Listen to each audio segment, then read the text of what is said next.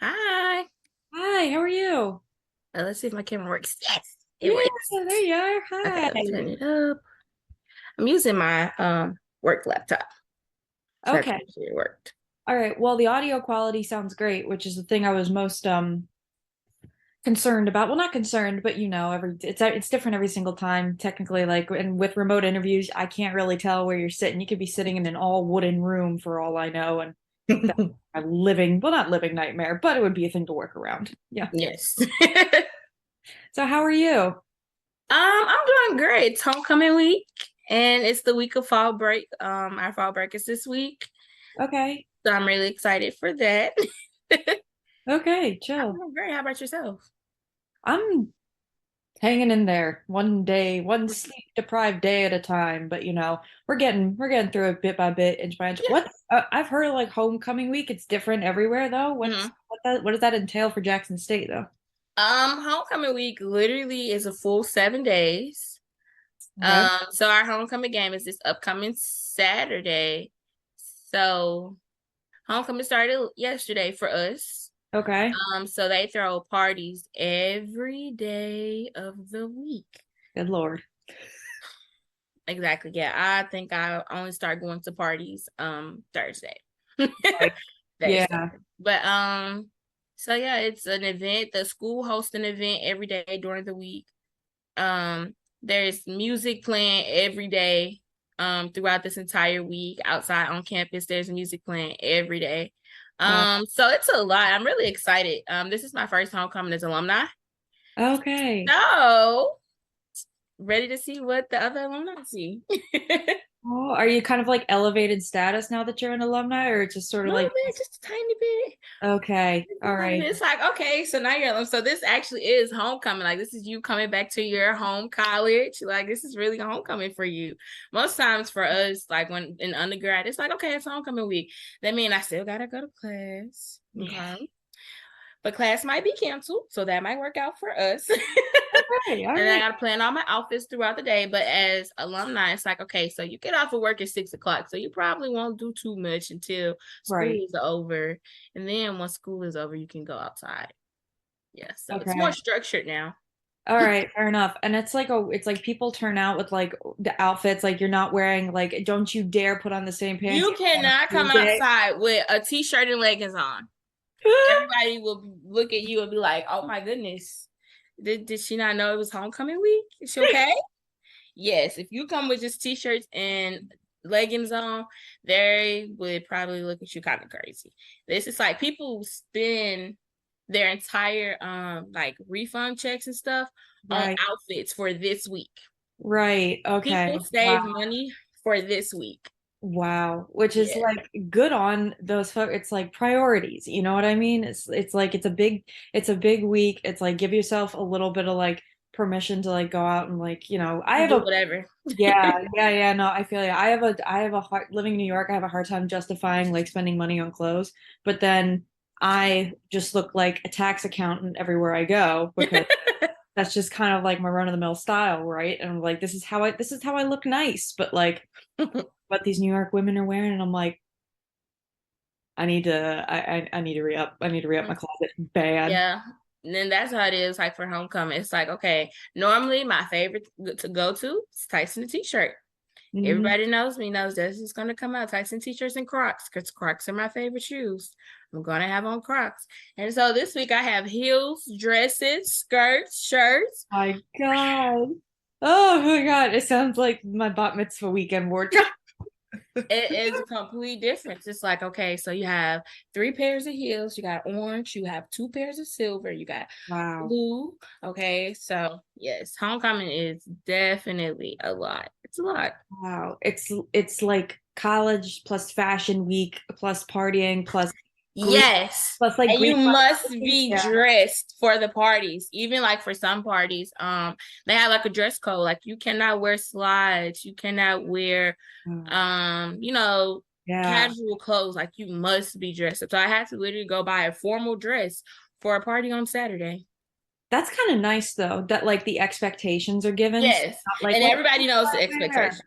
Okay, alrighty. Yeah. No, that's really nice because like sometimes it's like people invite me stuff here and I'm like, that could go either way. Like, what are we, are we, what does a dungeon party entail? I've never been to one before. Yeah, I wouldn't know what to do either. Oh my God. I was like, do I even want to go? Is that even my kind of scene? Was like another thing passing through my head. But I'm like, I'll try anything once. If I go, I don't like it, I leave. We'll see. I go right back to my bed. Right. Yeah, one of my favorite things, especially during homecoming, one of my favorite things to say is just surprise me.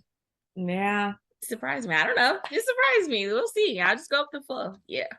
Yeah. But that's the attitude for homecoming week. That sounds really, really cool. And does Jackson State have a big like Greek life? Yes, it is. Okay. And I am actually a part of one of the DNI sororities. Okay. So I have to be outside. I have to do the strolling and all of that. So that's something entirely different. But this will be my first time as alumni Greek homecoming, because as undergrad and being in the D9 and undergrad homecoming is like the most stressful week ever. In undergrad and as in a sorority, it is the most stressful week because every day you have events that you must attend. Okay. It's like mandatory. It's mandatory. Yes. You don't care if you're hungover from the night before, get your ass there. Okay. Yes. That's how it is. Like literally, like, okay, well, and that's why when I was talking to my neos, which are the people that come in the sorority after me, I tell them, like, I know you want to have fun homecoming and I encourage you to have fun, but please know community service is still on Saturday at 8:00. Right. You have to be there. Right. And you must look like you care. So that's not only it, you're gonna show up, but you're gonna show up with the right attitude. Yes. Yeah. And that's how it is. So yes, Greek life and homecoming is a nightmare. Okay. What sort of things do y'all have to do for the community service portion of it? So we do recently actually they brought baskets of school supplies and stuff for the teachers at my school that I work at. Awesome. So they did that Thursday, I think. Aww. Thursday they brought baskets. It's part of one of our programs called Operation Big Book Bag. And it's just trying to help the schools in low income areas with school supplies, things like that, because not all students bring school supplies when they come to school. Sometimes it's just a student and a backpack. So they gave school supplies to my school. What else? We did care packages for the homeless because downtown Jackson has a really high homeless population. Okay. So they did care bags. They gave out like 200 care bags. What else? I'm not sure what the community service is for Saturday, but I do know it is our centennial year. Our sorority turns 100 on November 12th, which is actually what my shirt says. Wow. So this homecoming, we will be in the homecoming parade, which we must be there at 5:00 in the morning. Jeez. Yes. So wow. Saturday we must be there at 5:00 in the morning for the homecoming parade. Then after the parade, we have to set up for tailgate at the game. So it's like I said, it's a lot. Yeah, it's a lot. God, 5 in the morning. Does it start that early just so they can get all the rest of the activities in for the day? It's to make sure that everybody is actually there. So they do like a whole lineup at 5:00, the entire parade. They just go through and like, okay, you're here, you're here, you're here. This org is here, this organization is here, they're here. So wow. And the parade doesn't end till like 12. Okay, and then y'all go straight to setting up like tailgate. Straight to setting up because we're already late because the game probably starts at like 3. Okay. So we're already late for setup because the parking lot is already packed. Oh my God. Yeah, what is it like tailgating? I know I've never done one. I actually prefer tailgating than going to the games. Because tailgate, you just walk around, you see people that you know, so you get to speak to them, you get to eat with them. Some of them have drinks, so you get to drink with them. It's music playing, so you get to dance. It's like being at home. It's like a family function. Right. And that is basically what tailgate gives you. It gives you family function. That's awesome. But like, so it's like you don't even know these people. And they're like, hey, you just speak back. But yes, it's like a family function and meeting family that you didn't know you had until then. Yeah. Wow. Oh, that's so nice. Damn. So, okay, well, I appreciate you taking the time out of your Sunday then to like do this with me because I know you probably I my one of my neos was like, "Are you coming to brunch this morning?" No, I'm not coming. I have something to do at 2 o'clock. I cannot come to brunch. You could have showed up a little bit buzzed. Mm-mm. That would have been okay. Never mind. All right, but like, No, the mimosas that no. They was like, I have no, $15 bottomless mimosas. Not going. the devil's candy. It really, really They is. were really trying to get me. I think it's fine. You know, my mother told me a golden rule. She's like, Lee, when it comes to drinking, when you feel good, stop. Like that's but sometimes you don't But it's feel. like, okay, just one more. I could do one more. I could do one more. And then that one more turns two more. And it's like, okay, time to go It would home. have made for an interesting interview, but for the purposes of an official record, maybe would have left that out. So, we're thinking. All right. Well, if you're ready, you want to like go ahead and get it kicked off? Oh, yes. 1 second. Maya, can you do me a favor? Turn the fan on, please. Thank you. I think it's, oh, I thought it was going to turn on the light. All right. Thank you. All right. Okay. Started. All righty. We're good to go. All right. Number one, could you please state your name for the record and what are your preferred pronouns? All right, my name is Destiny Sears, DESTINYSEARS, and my preferred pronouns are she and her. She, her. Okay. And when and where were you born? I was born June 27, 2000 in Memphis, Tennessee. Memphis, Tennessee. Could you paint me a little picture of like the neighborhood you grew up in, what life was like, kind of? Okay, so let's see, Memphis. So the first house that I stayed in, we stayed in with my grandmother. It was on Benjaminstown, and so it's in North Memphis. It's pretty friendly neighborhood at the time. Really nice. I actually enjoyed living there. Then we moved out and we moved into an apartment. And that neighborhood was definitely different. That neighborhood was completely different from my grandmother's neighborhood. There was more crime in that neighborhood. It was a low income neighborhood. Yes, it was definitely a low income neighborhood. Very different. And then my mom ended up pregnant with my little sister. So we moved back in with my grandmother for a little minute. And it was pretty cool staying with her. But yeah, we stayed close to my elementary school. I went to Fraser Elementary. We stayed like maybe 5 to 10 minutes away from my school. And yeah, it was pretty much my neighborhood. I have a small family. Yes, I have a really small family. On my mom's side, I have a small family. I like to tell people it's like 13 of us now. So pretty small. I'm able to count. Okay, 1, 2, 3. I'm able to count most of us. If I had 3 hands, it would be 3. But yeah, it's pretty small family. So we grew up pretty tight. Really close to my mom, really close to my grandma. And yeah. Wow. What's your grandma like? A Southern Baptist woman. Um Sweet. That's the perfect description of my grandma, a Southern Baptist woman. She's from Durant, Mississippi. Then she moved to Memphis. She was married to my granddad. She loves church. She loves church. She loves church. We're there. Well, she's there almost every Sunday. And growing up, I was there because she would get up early in the morning. That's the reason I'm an early bird now. My grandmother would get up early in the morning and she'll be gone the whole day. I don't want to stay at the house. So I would get up early in the morning every day so I could get in the car with her and go wherever she was going. And a lot of those times we went to church. We went to church. We were at church. She went to Sunday school. She went to Bible study. She went to service. She went to the after service, the visiting church.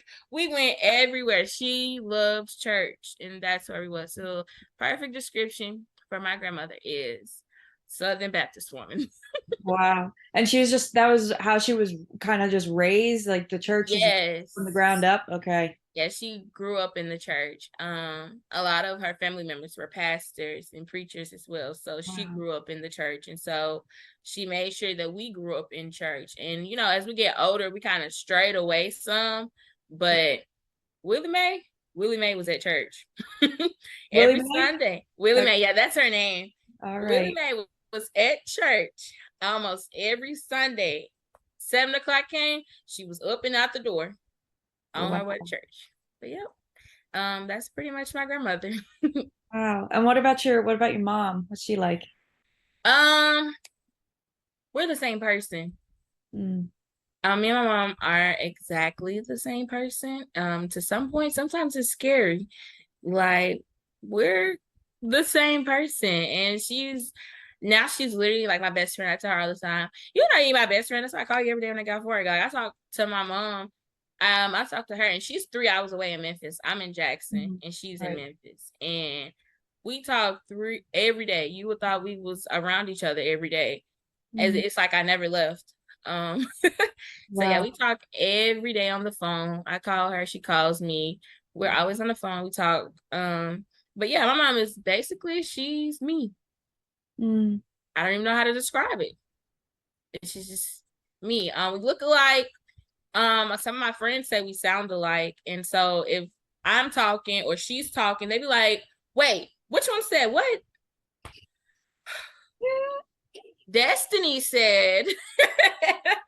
My mom said like they get us mixed up. Like if we're talking, they say we sound alike, we look alike. She's literally me.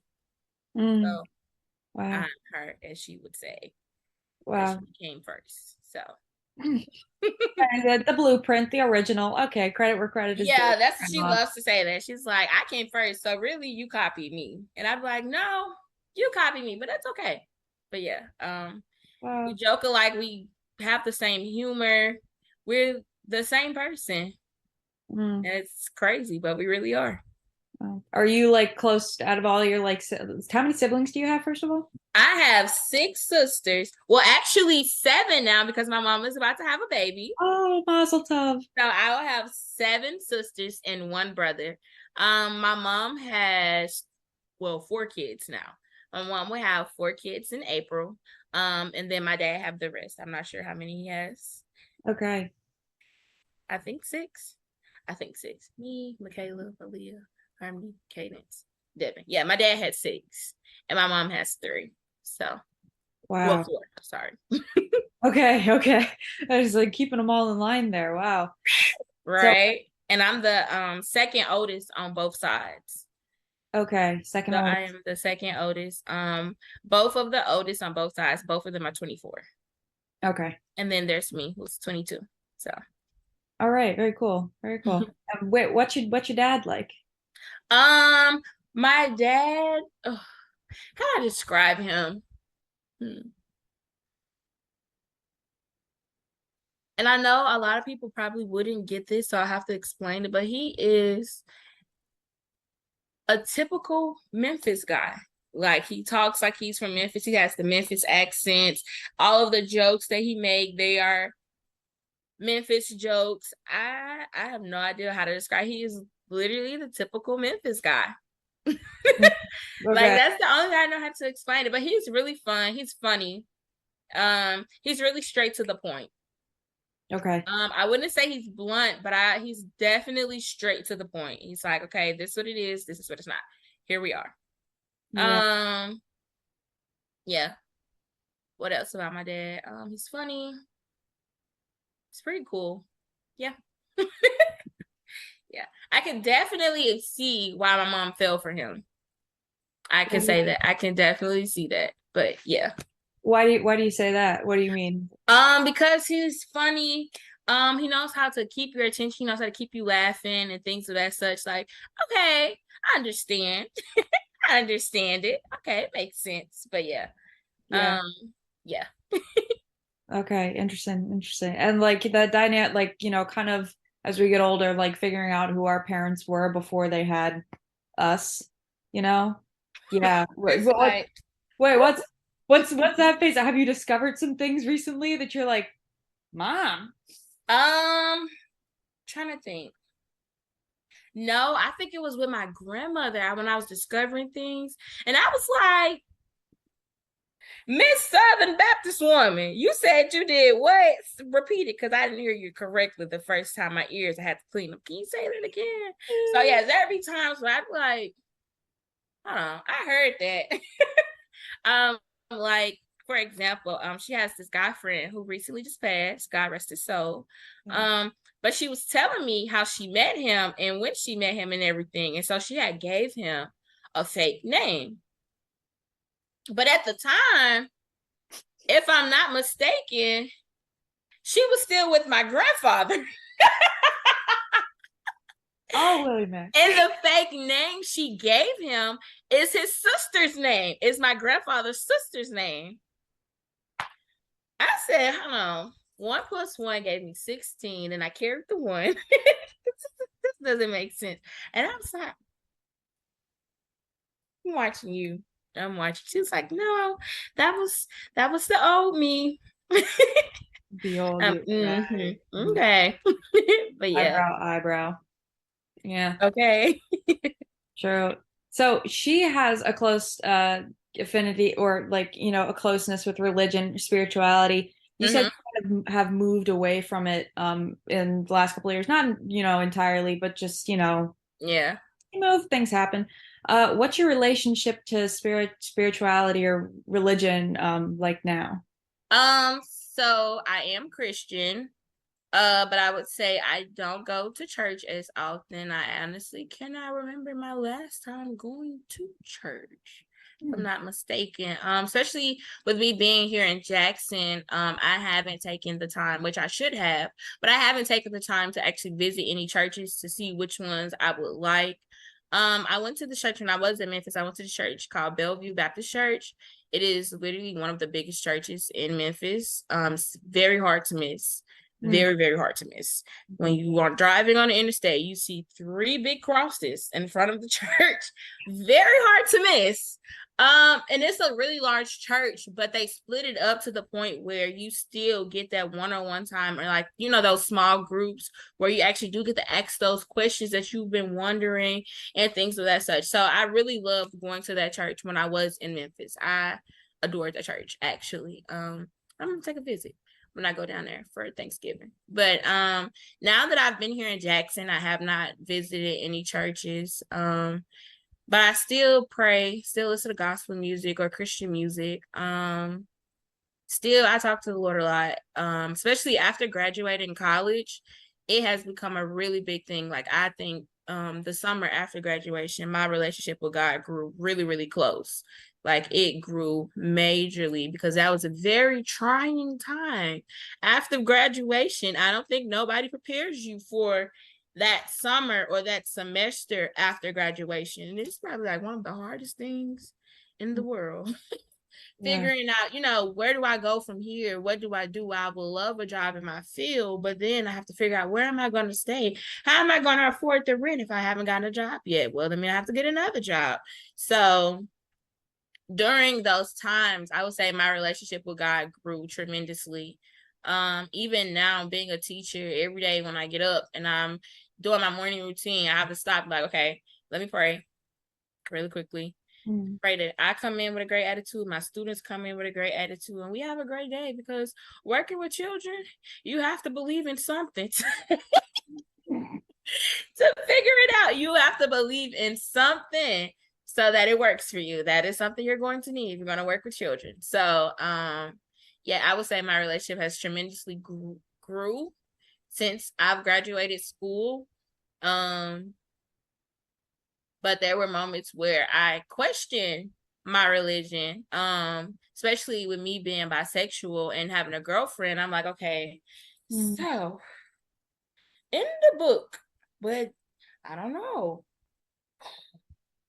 So it was a lot. It was a lot. It was a lot. And then there was like literally times I would talk to my mom. I'd be like, God doesn't even pay attention to me. My mom gay. Like I've actually said that to my mom. Like, he don't care. I'm gay. Like, and she'll be like, no, that is not what that is, Destiny. Do not say that. And I'm like, well, I'm just saying, like, if you actually thought about it, like, what if it's just going over his head? Like, and he's just like, oh, well, because I'm gay, because that's what other Christians have made it seem like. Once you're gay, you are a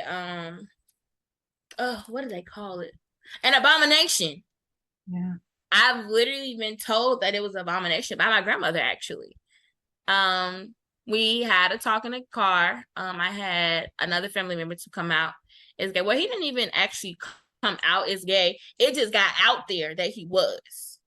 And so when she found out, which I have no idea how she found out, but when she found out, and I think that was also around the same time my mom found out about me, we were in the car and she was stressed. I don't even think stress is the right. She was so stressed. She was, oh, I just, oh, and I was like, what's wrong? Why do you keep sighing? What is your problem? And she was just like, I just don't know. Where did we go wrong? And I was like, where did you go wrong with what? And she was like, just he's gay, and I just don't know what happened. Why us? And I was like, well, I don't think that has anything to do with you. So I don't think you should take it personal as if he chose to love men because of you or something you've done. That has absolutely nothing to do with you, lady. Crazy. Right. But then she was talking about how it was an abomination. She was telling me, and I didn't know at that time, I wasn't sure if she knew about me and that was her way of, you know, trying to scare me. Also, because it came out of nowhere. It was just a random conversation that we had in the car recently after my mom and a few more of my family members had found out that I had a girlfriend. So, and we was having this conversation. I was like, is she trying to tell me something like she knows? But I don't care, but okay. But yeah, that was the day she was telling me it was an abomination and everything. And I was just like, well, okay. It is what it is. I don't know what you would like for me to do, but okay. So yeah, it definitely has its trying moments being a Christian and being bisexual. So definitely have its trying moments. But I grew and I ignored those thoughts because I feel like God loves me. He loves who I love. And he loves everybody. So I don't think he would what am I trying to say? I don't think he would abandon me or, you know, forsake me and leave me where I am just because I chose to love a woman. Right. So, yes, it does have its trying moments, but yeah. Yeah. You didn't always hold that view of yourself though. So how did you like in sort of your conversations with God and in connection with him come to reconcile like these two portions? Like you're saying, he loves everyone, you know? It's a while to get to there. So how did you reconcile those two things? I would say just seeing the things that he's allowed to happen in my life and seeing the growth and all of the other things that has happened to me, all of the blessings that he continued to give me. There's no way, if there's someone I despise and they are abomination to me, there is no way that I would be able to I would still give them blessings or still help them and give them things and such. There's no way I would do that. So I knew just simply from him not abandoning me and me not being nothing, I guess, like, I knew that I wasn't seen as an abomination to him. I wasn't seen as, oh, I wasn't abandoned by him.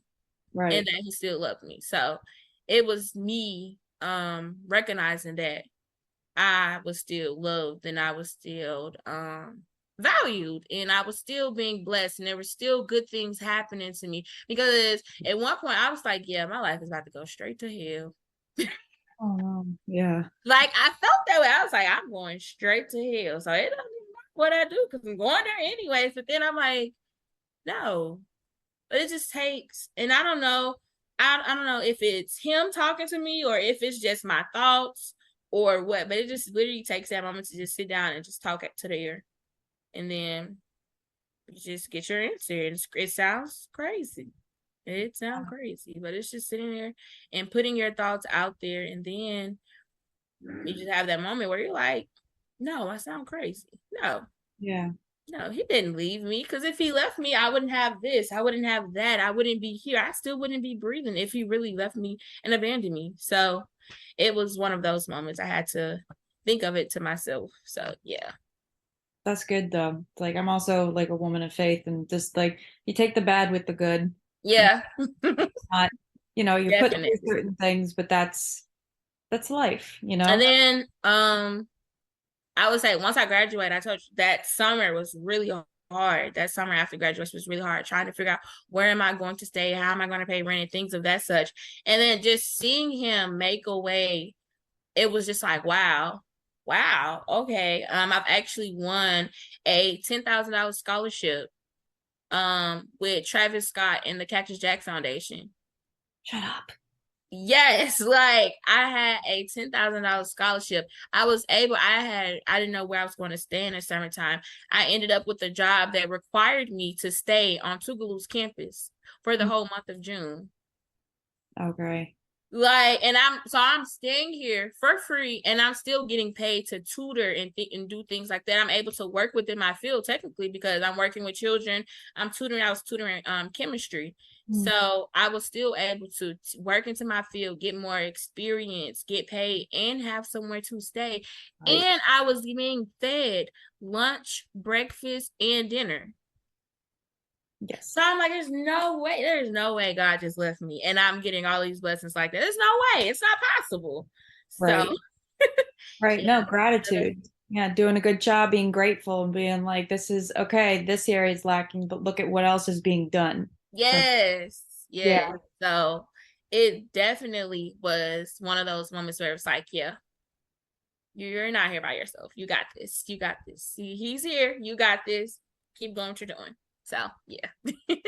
Righty. Well, now that we're on the subject, when did you first acknowledge your sexuality to yourself? Can you recall that moment? No. Ooh. I have no idea where I just sat and was like, okay, I like girls. I don't think I've ever had that moment. Really? I don't think I've ever had that moment where I was like, I think I like girls. No, it was just like, okay, I like girls. And I just kept on going. Like, it was never like, you like girls? Oh my goodness. It was like, okay, I like what I like. And that was just that. I never thought of it as anything as big to me. Like, it was just like, okay, you like girls, but you like guys too.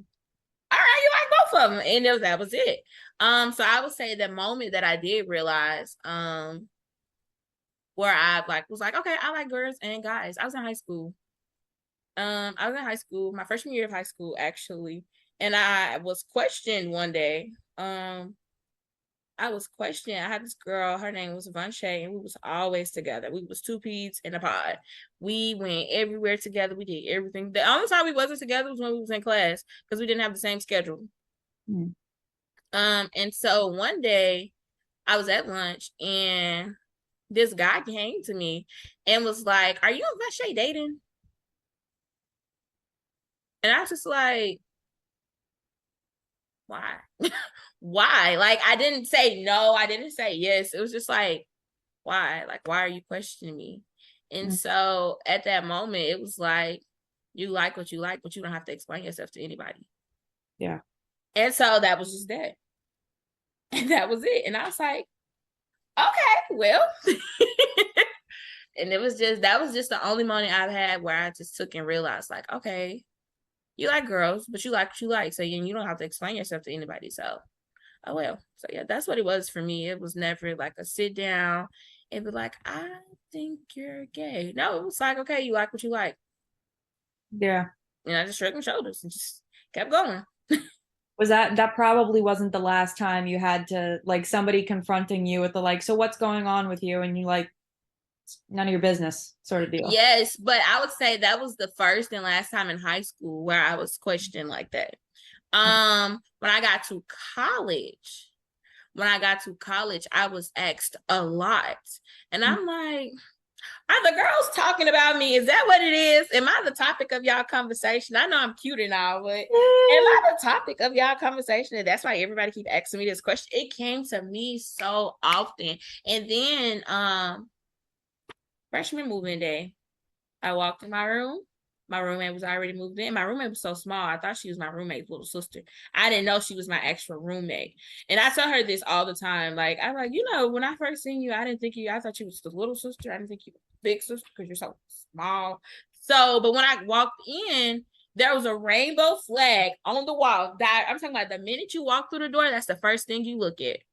Wow. That rainbow flag. And my grandmother almost had a heart attack.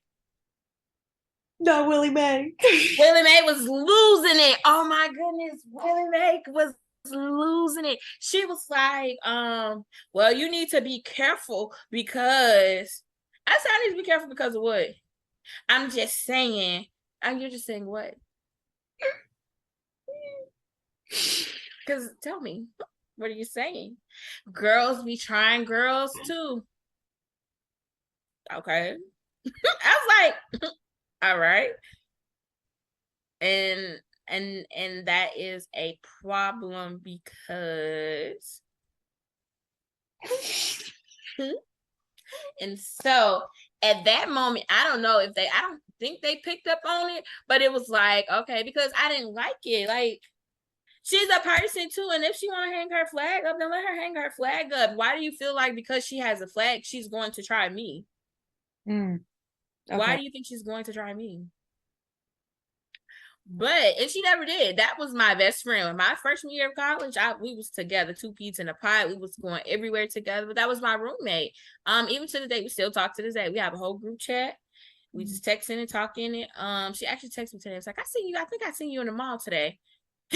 But yeah, that first thing I seen when I walked into the door, freshman year of college, move-in day.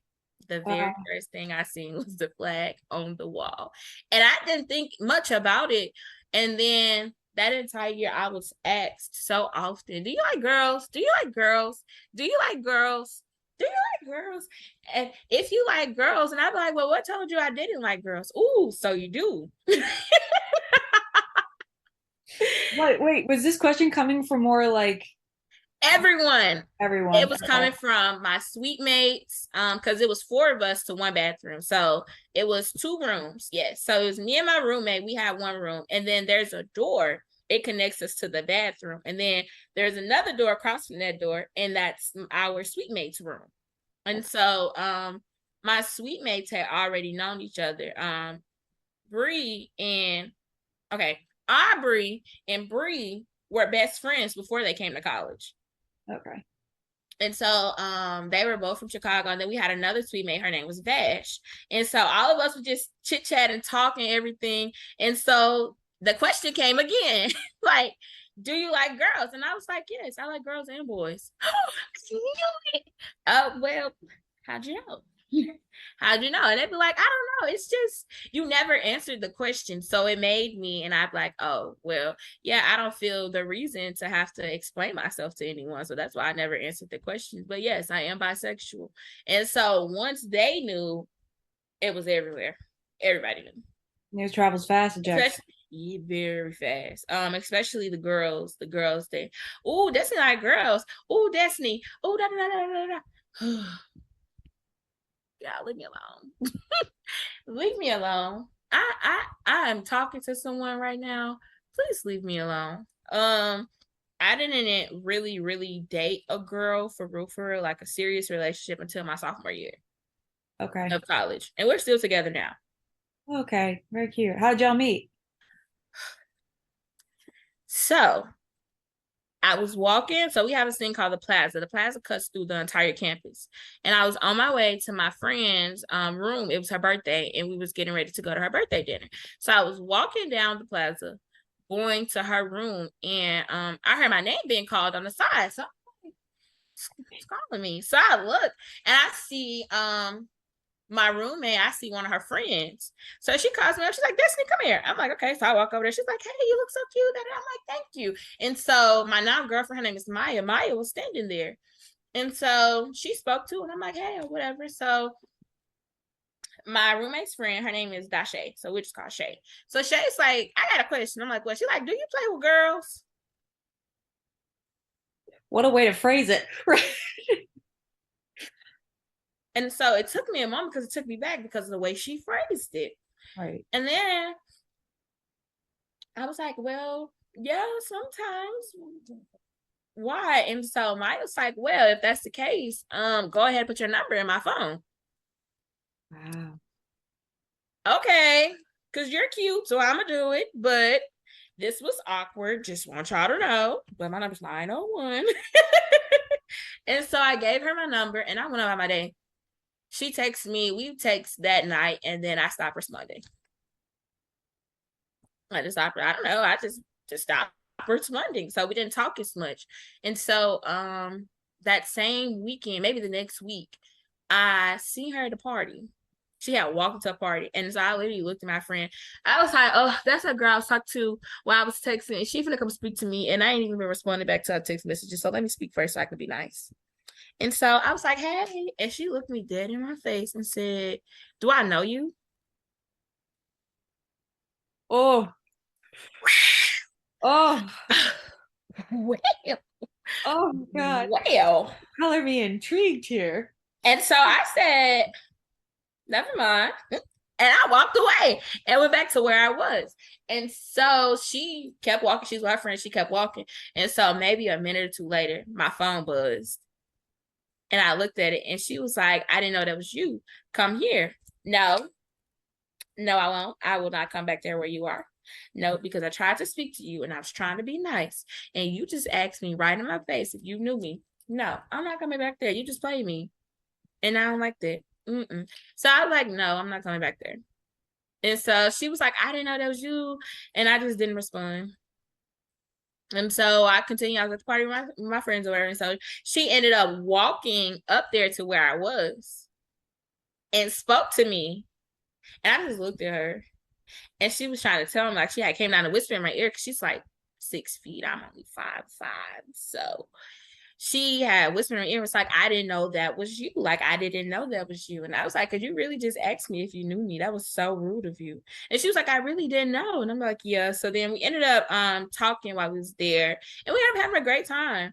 And so we ended up leaving out, and she was trying to get me to come with her. No, ma'am. No, ma'am. First of all, you didn't even know who I was before. No, ma'am. I'm not going with you. I don't know where you're going, but I'm not going with you. And so the whole time while all this is happening, my friends are in the car behind me. And so they're like, Destiny, come on. I have literally a friend standing out of the sunroof telling me to come get in the car so we could leave. And so I was like, I gotta go. Obviously my friends are waiting on me. Like, I have to go. And she was like, okay, well, I'm gonna text you. I was like, okay, cool. So I ended up leaving. I don't even think we texted that night. I think we texted the next day, and she was telling me how sick she was from all of the drinking that she did the night before and everything. And I was like, oh well, that sucks for you. Well, I am not swayed. Like, all right. well, that sucks for you because I was still upset because you really asked me if you knew me and you asked me for my number. Yeah. So we ended up talking and texting a little more. And so she told me she was about to get in the shower. And so I had texted her and she didn't text back. So I called her and I heard the shower running and everything. She's like, hello. And I was like, you said you're gonna call me when you get out the shower, right? She was like, huh? I said, you said you're gonna call me when you get out the shower, right? And she was like, I guess. I was like, okay, great. And so since then we started talking. We talked every day. And then the next week, I ended up sick. And she ended up coming over and bringing me soup and stuff. And then we were locked in. Uh-oh. Oh, Jesus. I have a sinus infection. I've had that happen on a date before. I've been like, I have no excuse for myself. Oh.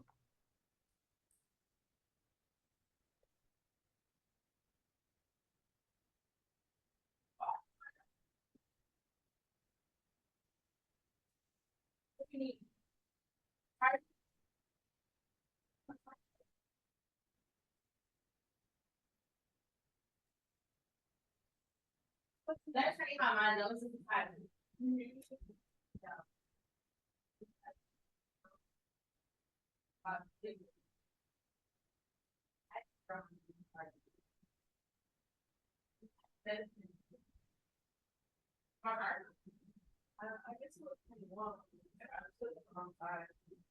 Because when you flip it on the wrong side, it doesn't charge. It has to be on the side with the line. I don't know why it's like that.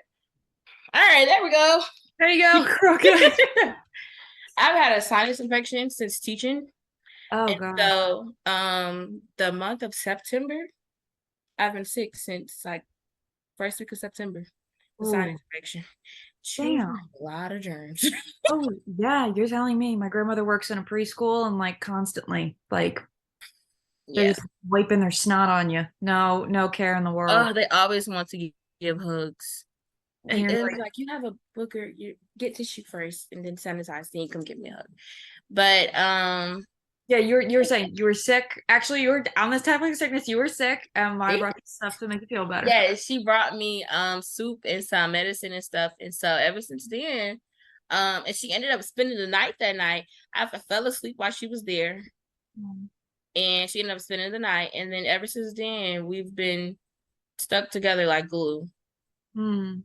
Like, you see me, you see Maya, you see Maya, you see me. Right, And right, that's how right. it's been ever since then. Yeah. Nice. Who was the first person? Like, are you, what kind of, if I can ask this, if it's all right, what kind of relationship do you guys have? Are you monogamous? Are you, I mean, open? Everybody has different. Yes, we're a monogamous relationship. So it's just us two.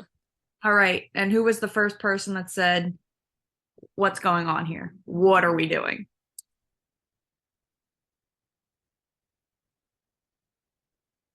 I don't know. Y'all never have the conversation? No. Oh, that's We nice. never had the conversation. And then after we were, so that was in September, October, November, December, January, February. So in February, she officially asked me to be her girlfriend Okay. in February of that year. She officially, so 5 months into talking, or it was like gray space. We don't know what we were doing. But that February, she officially asked me to be her girlfriend. But we always celebrate our anniversary in September because that's when we met each other. And then because we also don't know what day it was in February, we just celebrate our anniversary September 10th, which is also my friend's birthday. Oh, that's so nice. You got to do like a together celebration sort of thing. Now, has she met your family?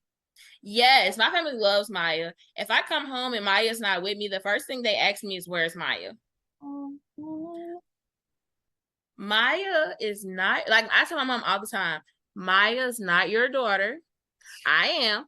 So I don't know why you're looking for her, because I'm who's supposed to be coming, not Maya. But yes, Maya met my family. She met my mom. Was it November? That November while we was talking? Yes. She met my mom in that November. So September, October, November. So within 2 months of us talking, give you the story how they met actually. mm. Every year, my mentor, she has a drunk game night. Every year before Thanksgiving break, she has a drunk game night. Every year. Every year. She has not missed a year. She is from New Orleans and she will literally come up here just so she can do her annual game night. That's how serious it is. And so we had our game night, and I told my mom that I wasn't going to participate in the game night. I was lying, but we all lie sometimes. She knew I was lying. I knew I was lying. We both knew I was lying. So was I technically lying if you knew I was lying? So the night came, and boy, we had a time. We had a time. And so I actually ended up with alcohol poisoning. Because that was a really great idea, right? So I ended up with alcohol poisoning. So my mom came the next morning to come get me for Thanksgiving break. And when she came, it was me and Maya in the room, and then it was my mentor. My roommate had already left, and then my mentor, her roommate, because we were suite mates. Me and my mentor were suite mates, so her roommate had already left too. So it was just us two, and then Maya there.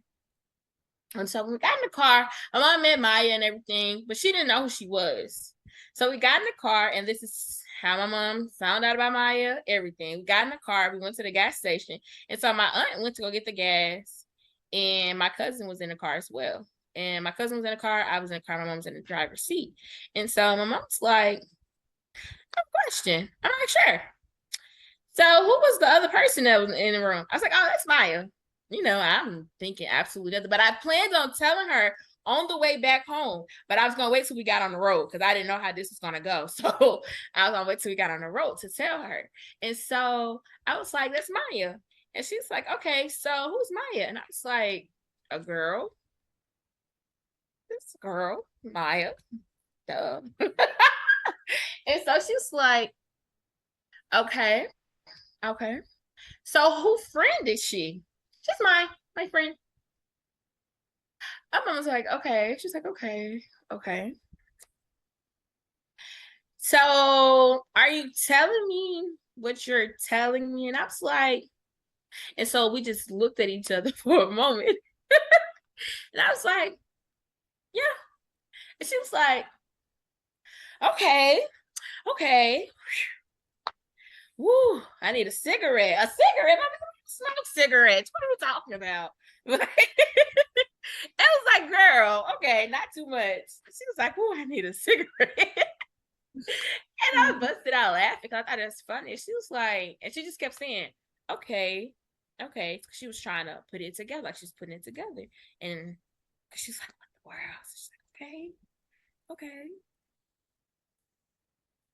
And I'm like, yeah, sit in the back seat, quiet. And so she's like, so when was you gonna tell me? And I was like, actually, when we got on the highway, I was on the interstate, I was gonna say something, you know, I was gonna try to initiate the conversation in a way, but you asked me before, we're at the gas station, we didn't even get on the road yet. Like it happened too quickly. And she was like, okay. And then she got the car, she pumped the gas, and then she rolled down, she opened the door. It's like, I knew it was something. And I was like, what are you talking about? She was like, you was not calling me every day like you normally do. You was missing days, you wasn't calling me. So I knew you was occupied with something because you wasn't talking to me as much. Mm. I didn't put that much thought into it. I didn't realize how occupied I really was. So I'd never put that much thought into it. And I was like, she might be right. Yeah. Had you and her ever had like a conversation about your sexuality before No. Maya? No, that was the first time you kind of were that it was like, Yeah, it was like, okay, okay, so let's talk about this. Yeah, right, so that was our right. first. And then later on that night, we sat down and had a conversation too. Because she was like, okay, so how did this happen? When did you know? Why you didn't tell me? I thought we told each other everything. You keeping secrets. I was like, oh, you're so dramatic. But no, she was like, you really kept secrets. That was our big. She's like, you kept a secret. But yeah, so then my cousin was like, and I'm like, yeah. And so I actually, at the time, I was on birth control pills. And I was like, I forgot my pills. And she was like, you don't need them. All right, here's the jokes. Here we go. Wow. It was like, yeah, okay. That's that quick. The jokes kicked in immediately. And so she didn't tell my aunt at first. And so we had drove back to the school, and I had called my aunt because she was still in my room, and I had called her. I was like, hey, can you bring my birth control pills down for me, please? She's like, yeah. So she comes out to the car, and then my mama rolled down the window when she got to the car. And it was like, and her and my aunt kept exchanging looks. And so my mom was like, well, hey Maya, I'm Destiny's mom. If I really knew who you were, I would have introduced myself a little more. But it's nice to meet you. And I was like, it's nice to meet you as well. So she gave me my pills, and then she had left away. So my mom and my aunt was still exchanging looks in the front seat. And then my auntie goes, oh. so now she's caught on too. And so she's like, well, why you got pills then? Why? Birth control is for everything. It could be used for anything. Why is that the first thing y'all think of? So I was just like, okay. So then we talked about it, and they talked about how we met, how long we have been talking, basically the dynamics of our relationship, and they use these terms as who's the male, who's the female. Oh God. Okay. Yes. Yeah. And so I was telling them, I'm like, Maya's masculine presenting, but she's still a female. Like that's still a woman. And I'm just me. Like Right. I'm just me. I'm me. I've been me before. I've always been me. I'm just me. And they're like, okay. All right. And so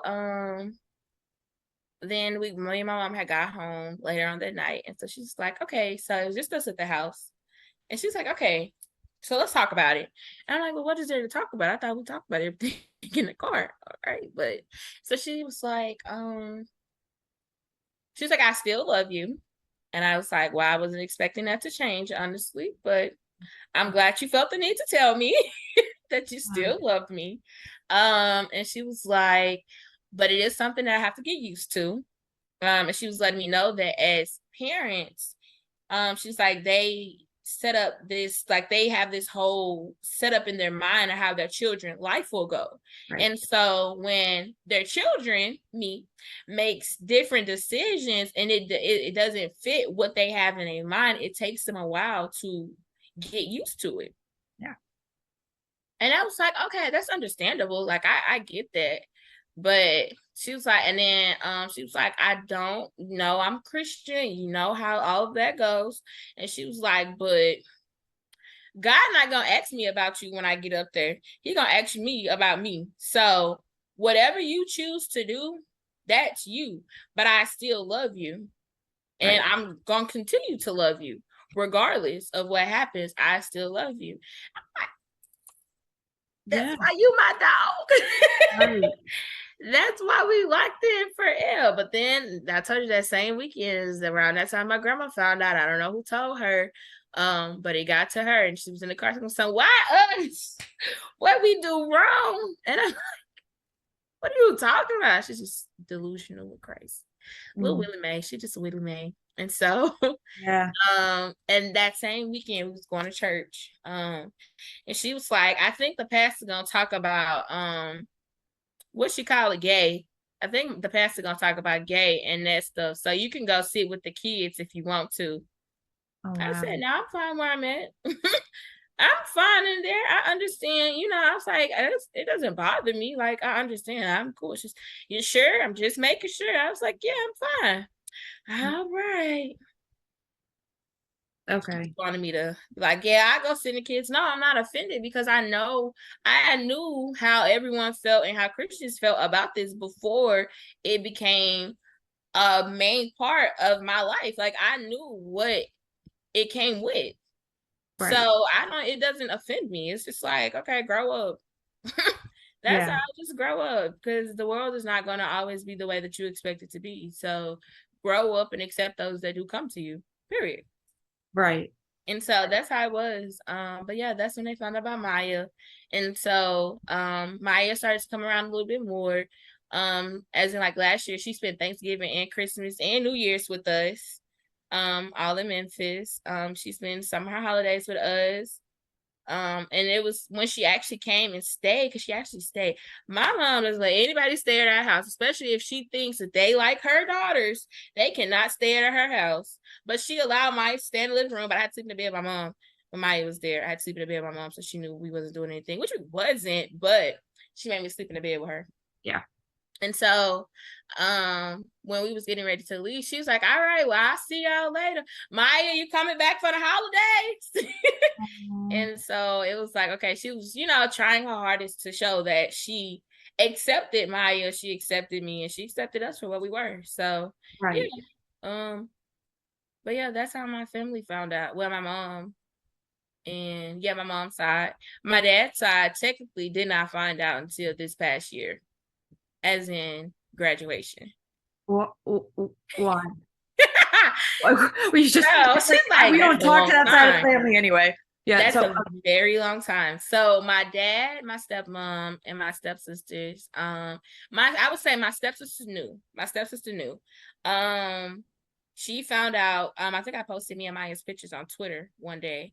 And so on my birthday, I think I was turning 20. 20, yeah, I think I was turning 20. She called me, was telling me she loved me, and then she turned around and told me I was going to hell. Um Yeah. that's a little off. So she turned around and basically told me I was going to hell. She told me I was a lukewarm Christian. And yeah, it was live. And she was reading scriptures to me on the phone. All of this on my birthday. After she told me happy birthday and she loved me, she went on and she was like, I just want all of my families to go to heaven. But if you continue, you won't. What did you say in response to that? You're just like, I mean, like that's Okay. Okay. Well, all right. Okay. Well, okay. I love you. Have a great day. wow. But it was just like, and so I went to my mom because I'm like, this girl just called me and told me I was going to hell. And mom's like, who? Because I'm gonna call them. Right. Mom, no, you can't. No, no, no, no, Tanisha. No, don't Tanisha, do put the phone down. that. Put the phone down. Phone And so down. I was telling her basically what she was saying to me and what my sister said to me and everything. She was like, no. Mm-mm. And she was telling me, she was like, people like to take the Bible and they only read part of the scripture and they don't read the whole thing and they just use the pieces that they want to manipulate people. And she was like, and that's what she tried to do. Luckily, you just told her okay and you kept on going. And she was like, and if it hurts your feelings, you can tell me because I still call. And I was like, no, mama, you don't need to call. I'm okay. I'm fine. She's like, okay. But my mom was upset. She Mm. was upset. Oh my. She was like, I don't even call, I'm gonna call her mama. Mama, leave it alone. Leave it alone. She was so upset that my sister had called and said that to me. Like she was livid. And Yeah. I was just like, it's fine. It's just like, okay, well, I know who to, be around, who to kick it with. Cause it's like, what in the world? And then my sister also asked me, she was like, why didn't you call? She was like, why didn't you tell me? Why you didn't tell me that she was gay? And I was like, did you think we were close enough for me to even tell you anything? Like, we don't even talk that often. Like, what made you think I would just text you like, hey girl, I'm gay. Woo, rainbows and sparkles. Like, no, I'm not gonna call and tell you that. I said you found out on Twitter just like everybody else did. Like, Right. so that was that. Then she was telling me how when she was in high school, she actually was talking to a girl at her job. And Uh-huh. so she said that my dad and her mom, which is my stepmom, made her quit her job and sent her to Christian counseling. Whoa. No way. And so I'm like, okay, well, I already see how you all are coming. Yeah. So you find out, you don't, you don't. And I'm going about my business. Like, Right. I'm not going to go out my way to let you all know. And y'all made y'all child quit her job and then send her to Christian counseling. Yeah. So I'm not gonna go out my way to tell you all. It's if you find out, you find out. If you know, you know. But if you don't, oh well. That's what it was for me because that was extreme to me. I feel like that was extreme just for her talking and texting and liking one of her female coworkers. You made her quit her job and send her to Christian counseling. Yeah. That was extreme to me. So I made like it wasn't a priority of mine to tell them. And it had got to a point where one day I had posted because I'm also a part of the organization called Spectrum at JSU. And so I was a part of the organization. I was the parliamentarian for 2 years, maybe three. Yeah, 3 years actually. So I was parliamentarian for no 2 years. 2 years I was parliamentarian. And so we had our Pride Week. So I posted it on my Instagram, Pride Week, celebrate with us, da, da, da, da. And so my dad screenshot, first of all, one, I didn't know he had Instagram. Two, I didn't know he followed me. Mm. And so he screenshotted it and sent it to my mom. It was like, so Destiny gay now? Mm. My mom's like, did she tell you that? And he's like, well, I'm not stupid. This says Spectrum. That's like me hanging out with all of a whole bunch of gay dudes and then me not being gay. He was like, that doesn't make sense. And I was like, what if she just supports all people and she's not biased? She just support all people. And he was like, I'm not dumb, da da da da. But he never said anything to me about this. Only I found out because my mom showed me. Okay. And I'm also nosy, so I have a fingerprint on my mom's phone. She doesn't know. Well, she does. She does know now. But I don't know. I'm just a nosy person. And so when I seen that, I was just like, I didn't like his reaction. And so my mom asked him, like, so what if she is gay? And he was like, that I just got a gay daughter. And my mom was like, well, is that a problem with that? And so she was like, is there a problem with that? And at some point the word homophobic was brought up. And Okay. so in the messages, if I am not mistaken, I'm pretty sure he said he was homophobic in the messages. Okay. And so I was like, okay, still not a priority of mine to tell y'all. If you find out, you find out. If you know, you know. If you don't, you don't. Right. Still wasn't a priority of mine. And so that was the same year that my sister called me and told me I was going to hell. So that was that same year. And so graduation came up this year. So that was 2020. This is now 2022. And so graduation came up, and I told them, I sent the message the week of graduation. I let them know, hey, I have a girlfriend. Her name is Maya. She will be at graduation. She will be at the dinner. She will be around. Because my mom, one of my mom's biggest things was she didn't want me to flaunt it in front of my little sister, because you know little kids are impressionable. And so I was like, okay, that's fine. So we don't show much, you know, a lot of PDA in front of my little sister when she's with us. But my little sister loves Maya. She thinks Maya's my best friend. Hmm. Chrisette loves Maya. She's like one of her favorite people. Like, if I come home and it's just me, she's gonna ask me, where's Maya? Like, Yeah, right. so I don't flaunt it in front of Chrisette. I just, you know, it's me and Maya. She thinks we're best friends. And so she said that she was gonna take Maya. And Maya is now her best friend. And she's not my best friend anymore.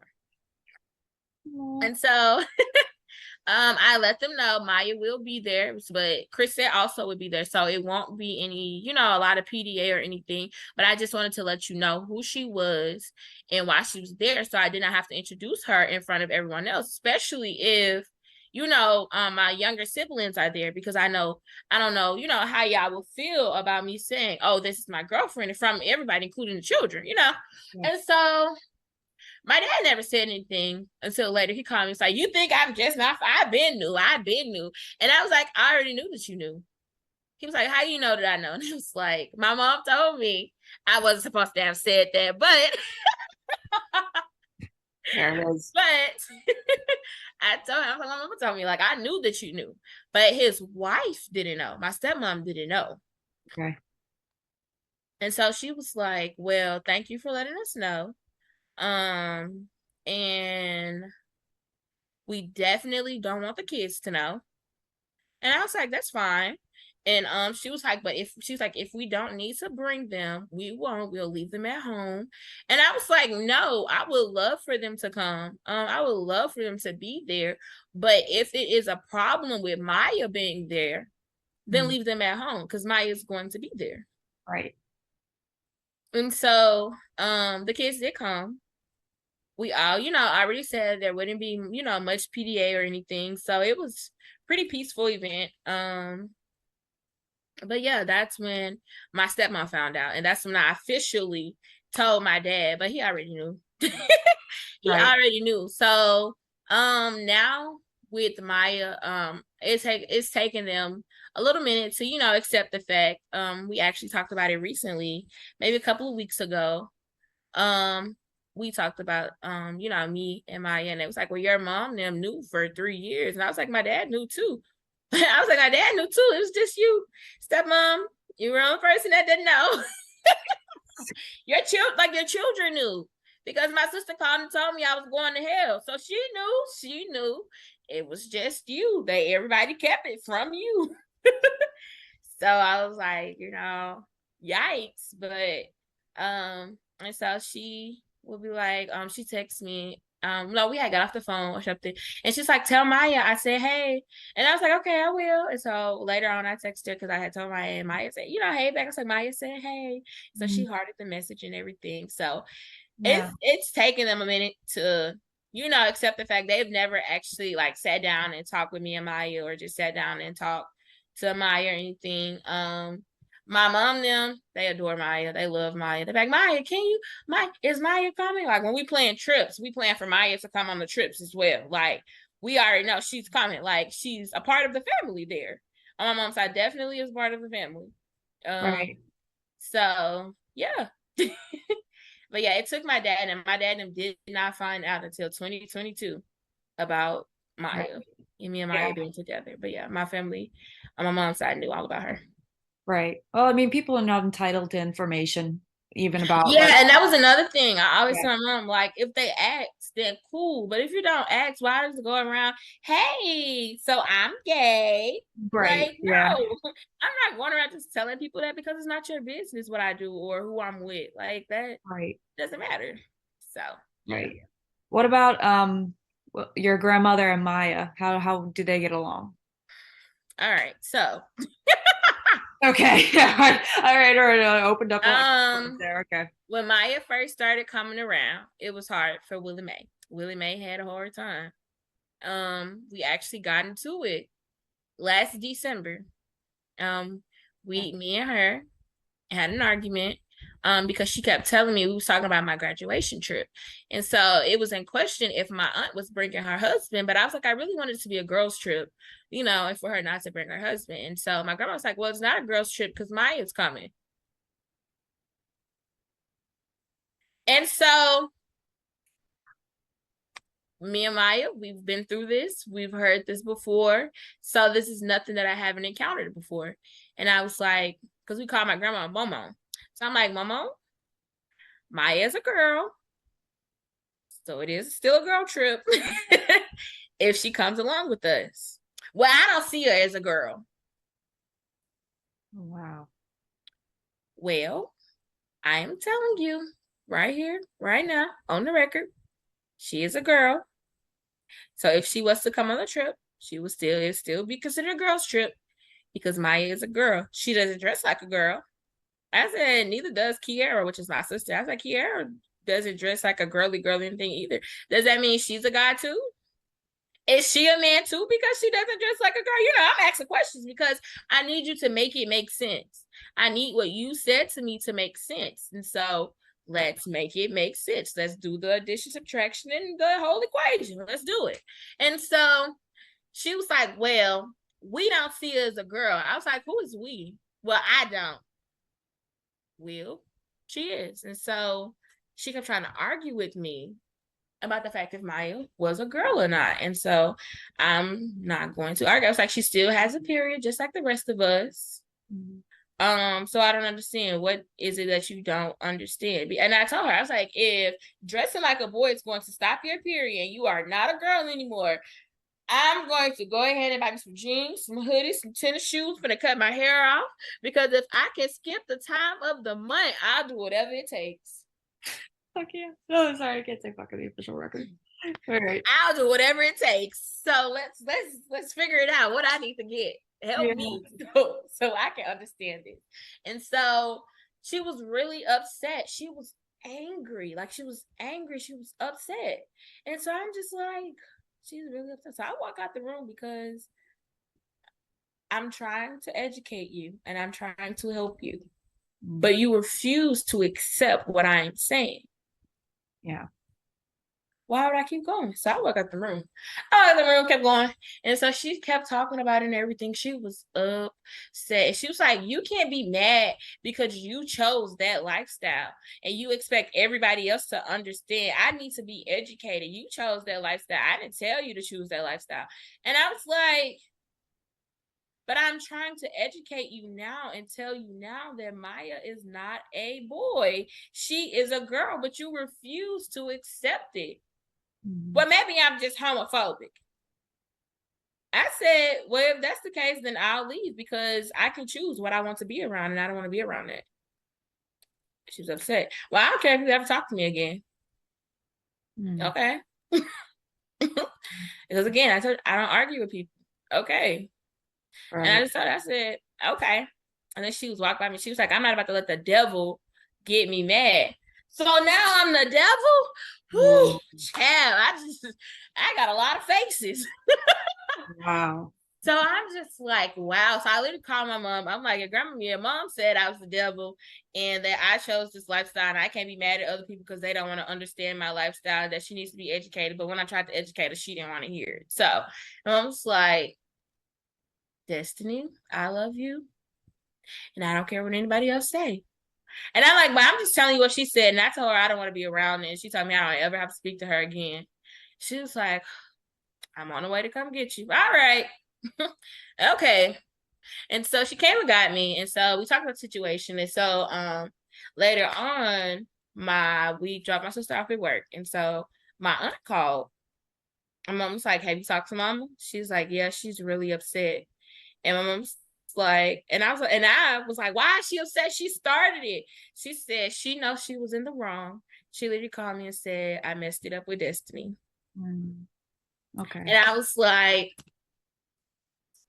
what else she say? And so she was like, she didn't tell me what I was said, but she told me she messed it up. And she said she messed up big. And I was like, the thing is, it's just the fact that, yes, I understand that you were raised in different times and you were raised a different way. You was raised in the church, all of that. So I understand the fact that you don't understand me. Mm-hmm. But it is the simple fact that I'm trying to help you and you have this will refusal to listen. Yeah. And that's the problem. But I was like, but I wouldn't, she didn't mess it up. Yes, she hurt my feelings, but she didn't mess it up. That's still my homegirl. Like, Right. that's my grandma. I still love her. You didn't mess it up. We need some time. Right. And so I text her. I told her I love her. I told her we'll talk about it later. Mm-hmm. But it's just we can't talk about it right now. Emotions are still high. We're still upset about it. Let's just wait till later and we'll talk about it. And so she texted back, it's like, okay, I'm sorry, I'm not homophobic. I'm like, I know you're not. I know it's okay. And so we talked maybe it was weeks later when we actually sat and had the conversation about it. It was weeks later. But we did talk about it. And it's crazy because when we talked about it, I was literally in the car with Maya. I was in the car with Maya and I was on the phone with my grandma and we talked about it. And it was just like, I get what you were saying. I understand that it's a lot to accept. I understand that sometimes the way people present themselves confuses others. I understand that. But when someone is trying to explain and educate you, you must be open to listen and not listen to respond, but listen to comprehend and to receive what I'm saying to you. Mm-hmm. And she was like, okay, I understand. I love everyone. She's like, I wouldn't even be a good Christian if I didn't love everyone. And I was like, exactly. See? Mm-hmm. Yep. Yeah. That's right. Right. Exactly. And she was like, so I completely understand. She apologized. I apologized to her if I hurt her feelings at any point.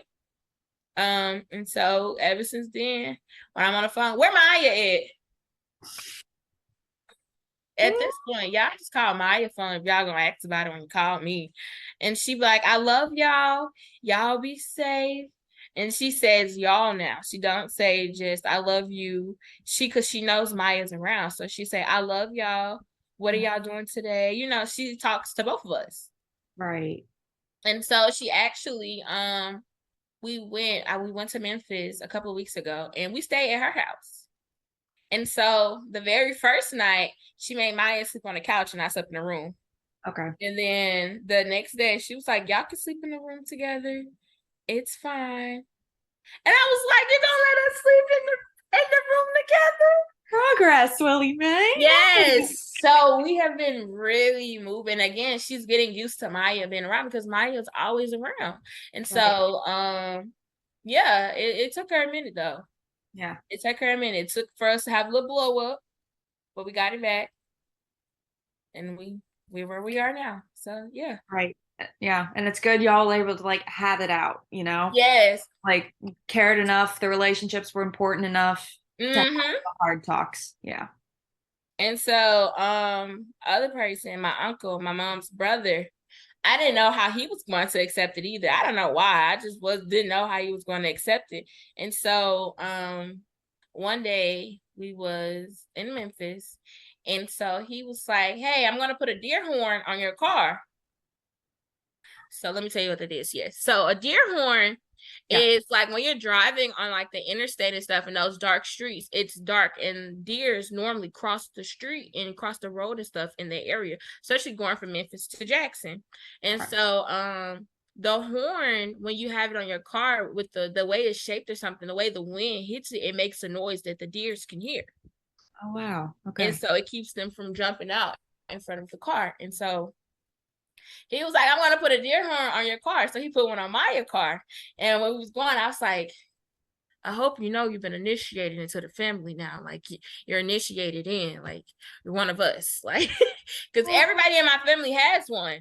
right. And so he put one on her car. And I'm like, you got initiated in. So you got a deer Being horn. initiated in. You have a deer horn. And that's so southern. Yeah, no, but like it's a very southern thing to be like, let me adjust something for you to make your life safer, or let me Yes. do for you. Yeah, it's a very southern Yes. thing. But Yeah. so he put a deer hunt on our car. So I'm like, okay, so he's accepted you too. Like you're a part of the family now. Like, because how did you know we needed a deer horn? Where did you I don't even know where he got them from. I just know he said it works for him and he wanted all of us to have one. And so now we have one. But yeah, my family has accepted her. Especially on my mom's side. She's one of us now. Like I tell her all the time, like, you're part of the family. This we was planning Christmas trips, Christmas and Thanksgiving trips, trying to figure out what we're gonna do. And so my mom was trying to go up into the mountains for Christmas and we get a cabin and everything. And I was like, okay, Maya, so we're going to the mountains. She was like, well, I actually planned on going home. You're not coming with me. My family looking for you. Like and sometimes I be forgetting, like Maya has her own family. Yeah. She has family too. So why let her go with her family? But I didn't want her there. So now we're trying to figure out what our plans are for the upcoming holidays and who's going where and what we're going to do and if we're going to spend them together. So Nice. And do you spend a lot of time with her family as well? I have not. Okay. Her family, most of her family's in Chicago. And so when we have our longer breaks, which is like Thanksgiving and Christmas break, it's cold in Chicago. Yeah. I hate the cold. Ooh, yeah. I hate the cold. I hate the cold. It can get 60 degrees here, and it's literally 1 second. I'll tell you, it is 79 degrees outside. I have on a hoodie. I Uh, have on a hoodie. yeah. Because I'm like, it's gonna get chilly. I need to put a hoodie on. The lowest supposed to be today is 55. I'm not going outside past 7 o'clock because it's gonna be cold outside. Oh I my can't God. do anything below 60. I hate it. I do not like to go outside when it's cold. And so because she's from Chicago and when we have our break, it's cold. It's Yeah, freezing up there. right. I don't want to go up there. And so I think I'm gonna have to bite the bullet because she wants to go to Chicago for New Year's. And so I think I'm gonna bite the bullet this year and actually go up there and meet the rest of her family. I've met her mom. Mm. Her and her brother talk almost every day, like me and my mom talk. She has a twin brother. Oh, cute. So her brother, he's in Baton Rouge. And so he calls and FaceTime and we talk to him. We give him girl advice and things of that such. Like so me, her and her brother, I would say we get pretty close. Mm. Her mom, we chit chat a little bit when she calls and everything, but not as much because me and my mom talk every day all day. So it's not the same as our relationship is with my parents, well, my mom and that side of the family and everything.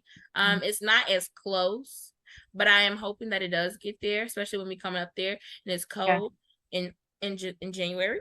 Yeah. I'm gonna go. It's gonna be freezing. I'm gonna need a coat and like 2 pairs of socks and 2 pairs of pants and 2 pairs of everything. But I'm gonna go. I'm gonna suck it up and go just so I can meet them and so we can have the same relationship with I can have the same relationship with her family that she has with mine. So I'm gonna bite the bullet so that can work out for us. Right. Because if y'all are creating like a kind of a future together, whatever that may look like, it's like you both Yeah. got people to involve in that sort of scenario. Yep. But I would say she has a cousin that did live in Memphis. on the outskirts of Memphis. We sat down, we talked for hours. Me and her cousin, and she's older. She's older, but we sat down and we just chit chatted up. And then she called. When she called, she'd be like, "Tell Destiny I said hi." Or we're both in sororities, and so we make sure when our Founders Day come up and stuff, we let each other know, Happy Founders Day and things of that such. So, that is someone in her family who I believe I have left a great impression on. So. Nice. So all you need is one advocate. That's it. That's it. Like, that's all I need. Like her over there. She likes me. Right there. Go talk to her. Hey, I'm like, if I know when I go to the family functions, I know I can talk to her. Yes. No, it is important. Like, it really is important to have those like family touchstones, so to speak. Yes. So that's one of the people I'm like, okay, I know if I go there and it's very weird for me, I know I have one person to speak to and I can chit chat with her at any moment. So yeah. That is one person in her family that I have gotten close to and that I chit chat with. So yeah. That's cute. Okay, well, that's lovely. It's like y'all have had like trials and tribulations, but still like one of the better. It's like it's working out. Right, it's working. Right, we're working. Yes, we're getting it to work. It was a lot at the beginning. There was a lot. It was a lot. It was new, especially for me. Just being in a healthy relationship was a lot, and it was new to me. So I self-destruct, self-sabotage, and all of that. That was me at first. So it was really rocky for us. And me, I'm more outspoken. And I always tell people, because a lot of people go out based off our relationships. Okay, they be like, Maya's the masculine one and Destiny's the feminine one. But if you actually sit down and talk to us, you would see I have the most masculine energy in the relationship, and she's so feminine. Maya is so feminine. She is more feminine than me. How so? Like, when you say feminine, what does that mean for you? When it comes to anything, you actually sit. And I also told her, I was like, Maya, I hate to say it, but you're more messy. You're messier than me. You know all the tea. You see everything. You bring everything back to me. Like, but Maya is very feminine when it just comes to simple thing, as in how she carry herself. Okay. She dressed masculine, but Maya's gonna make sure her nails are. She makes sure her nails are together. She makes sure she's going to make sure she do her hair. She's going to cut it. She's planning to go to barber school, and so I actually got her a barber kit for our 3-year anniversary, like with clippers, trimmers, and all of that. And so she's gonna make sure she cut her hair. She's gonna make sure she put her do-rag on at nighttime so her hair is laying down. Me, I go to bed however I go to bed. I just know I'm gonna get in the shower and I'm gonna smell good. But if I go to bed and I put my hair up, look, I didn't have a whole long day, and every day is a long day to me. So therefore, I go to bed. Like, I'm more of a carefree. I don't care. It is what it is. When it comes to like presentation, I would go out and I would throw on tights and this t-shirt. I told you this. Maya's gonna earn her jeans. She's gonna earn her shirt. She's going to make sure everything's together. God bless her. I don't care. I will go out there. My t-shirt will be wrinkled. It's okay because it's hot outside. It's gonna straighten out at some point. I don't know when, but it is. So I don't care. She's very feminine. Maya's very feminine. The way she talks, the way she carries herself, she's very feminine. People would think I am the more masculine, like I have the most masculine energy according to them, or according to other people. She's also, I would say, she's also more submissive than I am. Okay. Maya just be like, okay, it is what it is. She lets me. Maya lets me do whatever I want. I'm very spoiled. I can't say that. But Maya, I make a lot of the decisions. And in a hetero relationship, the guy makes most of the decision for the relationships, most of the finances and things of that such. That's what the guy does. That is the masculine role. Yeah. Well, in our relationship, it's me. Yeah. And if you were to look at our relationship, you wouldn't tell that I would be the person to make those decisions, but I am. So that's why I say I have what in the hetero relationship, the masculine energy, that's me. And then she would be considered the feminine energy, and that would be her. So, yeah. And it's interesting, like, how you're hearing me describe it. It's like, you figuring it's like you only figure this stuff out the longer you sit in it, you know what I mean? Yes. And sort of like like comparing it to the masculine or feminine roles you have seen before in your life, Hmm. the different combinations of energies people can have and how that can be totally Yes. misperceived So by like outside relationship, right? when I was dating guys and like in my relationship, I would try to be like, no, we're doing this, this, at this time, and then I want this, this, this. And then the guy would be like, no, ma'am. No. I make those decisions. And I'm like, me. I'm gonna do it. Like, and so a lot of some of my relationships actually clashed because I had that energy where it's like, I want to make the decisions. You don't always have to make the decisions. Why can't I make the decisions?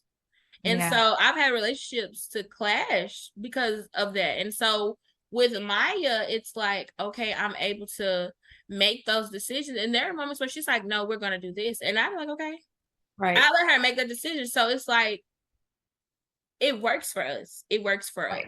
No, It you complement each other each well as other. people, right? You Yes. complement each other well. She's the quiet, laid back. She'll be in the corner, and I'm the one that's out there on the floor dancing. And I'm like, hey, loud and everything. There was this post I seen, and it was like, um, every loud and drunk girlfriend needs a quiet boyfriend who's going to support her shenanigans. All right, so Maya is going to support the shenanigans, and Maya does not drink. Maya don't like to drink, but me, I'm gonna have a drink. I'm gonna have a drink. Yeah. She knows I'm gonna have a drink. When we go out, she's like, okay, so what are you ordering? Well, I seen this margarita right here. And she's like, I already knew that. You want the mango strawberry, don't it? You already know. You know that's what I want. So yeah. We know each other like the back of our hands. And that's beautiful. It's a The beautiful back, the picture. front, the fingertips, we know Yeah, everything. cuticles, nail beds, all of it. All of it. Everything. And it's a lot. It was a lot at the beginning. It was a lot. Being in a healthy relationship was something completely new to me. And so it caused a lot of rift between us because I'm like, you're doing that. And she'd be like, no, I was. And she would be able to show me and prove me wrong. And I'd be like, okay, I'm the problem. And that's what I was telling. I was giving some undergrad students some relationship advice, and I was like, sometimes you actually do have to stop and realize, like, and look and examine yourself to make sure you're not being the problem. Because we've been together 3 years, and at the end of 2 years, I had to sit and realize, okay, Destiny, you're the problem. You're the problem. And once I was able to fix and correct those issues, we've been great. It's Yeah. been great. We're like, okay, so when are we getting married? That was like literally, I think I asked her that yesterday. I was like, when are we gonna get married? She was like, I don't know, but we are. Okay. Okay, so that conversation has like been had. Like we're each Yes. other's it. All right. Like Wow. we're like, I'm like, okay, so when are we getting married? She was like, I don't know, but we are. Okay, great. As long as you know, because I know. So I'm just making sure we're on the same page and we both know like this it. Okay, great. But yes, we have had that conversation. But it's been no more than like we acknowledge this is happening eventually, or like, she's like, in 2 years, if I don't see a ring, I'm gone. No, it's like we know it's gonna happen eventually. Okay. We haven't put a date on it because we want to get where we are stable. Because Maya is still in school. She Okay. graduates this year. Okay. And then she wants to go to barber school after this. Right. I've already graduated in May. I'm teaching now. This is my first real world in the adult world. Very ghetto here. But so I'm like, okay. And then it took for me seeing our relationship outside of college because I was in college. I'm like, okay, so this is a college relationship. Once I graduate, it's going to be over. And it wasn't like we have stuck beside each other this whole time. And I feel like we've grown even closer outside of college than we were when we was in college. And it's crazy because we basically lived together in college and now we don't live together. She has her own house and I live in an apartment in North Jackson. She stays closer to the school. And even though we are in separate houses, our relationship has grown tremendously. Why would you say that was it the little bit of distance you're able to miss each other more, or you just think like as you're sort of becoming your own people outside of a college identity. Yeah, we're becoming our own people. Well, especially me, I'm becoming my own person outside of college. Because like I said, she's still in school. And so because I'm becoming my own person outside of college, it's like, okay, all right. So college was fun. You definitely have college problems, but a lot of those problems don't matter Mm. once you actually get into the real world. And so like realizing that it's like, oh, this don't even matter. Like, so like the little things that I would be upset about, which, like I said, the little things, because they were very little, very little. It's like it doesn't even matter now. It doesn't matter. So stop letting these small things and those college issues block your relationship or, have an effect on your relationship. So Yeah. yeah, it's definitely growing outside of college in a relationship. It has tremendously helped. That's awesome. And as like you are growing into you're becoming your own sort of people, like you discover Mm-hmm. a version of yourselves kind of. How is your because this is something I kind of wanted to get into and provide a good Okay. segue. Um, Sort of tapping into like Black LGBTQ life in Jackson. Like, 'cause Mm-hmm. you said, like sophomore year is the first time you've had a girlfriend, it's sort of like you were allowed to, when you got to college and in Jackson, sort of develop, but finally kind of discover, Mm-hmm. a part of yourself. So, what was that experience sort of like getting into the community in college? And then how has your experience changed once you guys are like, once you're out of college and sort of, Okay, so in college, it was like, ooh, she like girls. And like the community was so small. So like everybody knew everybody. You couldn't do anything without the other person finding out. It was there. All the proof, everything was there. It was so small. And so although it was so small, one, it took a long time for people to accept the fact that I actually was a part of the community because one, according to them, I just don't look it. I don't know what it is. It was like they just didn't believe it. And so, and I've also had like guys that I've talked to on campus. And so when I'm talking to Maya, when I started talking to Maya, and so one of the first things we started doing was like interacting with each other on Twitter. yeah. Everybody's like, so you gay for real? Like you like girls for real, for real? Like you've always liked girls like this whole time? I'm like, yeah, really? Like people didn't believe it. Like no one believed it. The gay community didn't believe it. The heterosexual community didn't believe it. Nobody believed it. So I was just there. Hmm. And it was like, okay, so where do I go? Where do I fit in? Because no one believed it was just like I can talk about guys, but I can talk about girls too. Right. And so it was I felt the most acceptance within my roommate Aubrey. I felt the most acceptance with her because she was like, she was able to talk to me. I could talk to her about guys if I needed to. I could talk to her about girls if I needed to. Like I was able to have that safe space. Right. And so that's where I became more into who I was because that safe space was there. 310 and 312, those are sweet numbers. Mhm. That was a safe space for us. So we was able to have those conversations and sit down and talk about whatever we needed to because we understood, all of us understood. So I would say that was one of the biggest things with coming into the community and doing it in college. Though that safe space that I had within those three people was important Yeah. because I had friends outside of those three people and they didn't know. Like I told them, but they just didn't accept it. So it was like it never happened. It was never there. Hmm. Okay. And so I was able to have those conversation stuff with those three people. So they helped a lot, having that safe space. And then once people actually seen me and Maya together, it was like Yeah. destiny.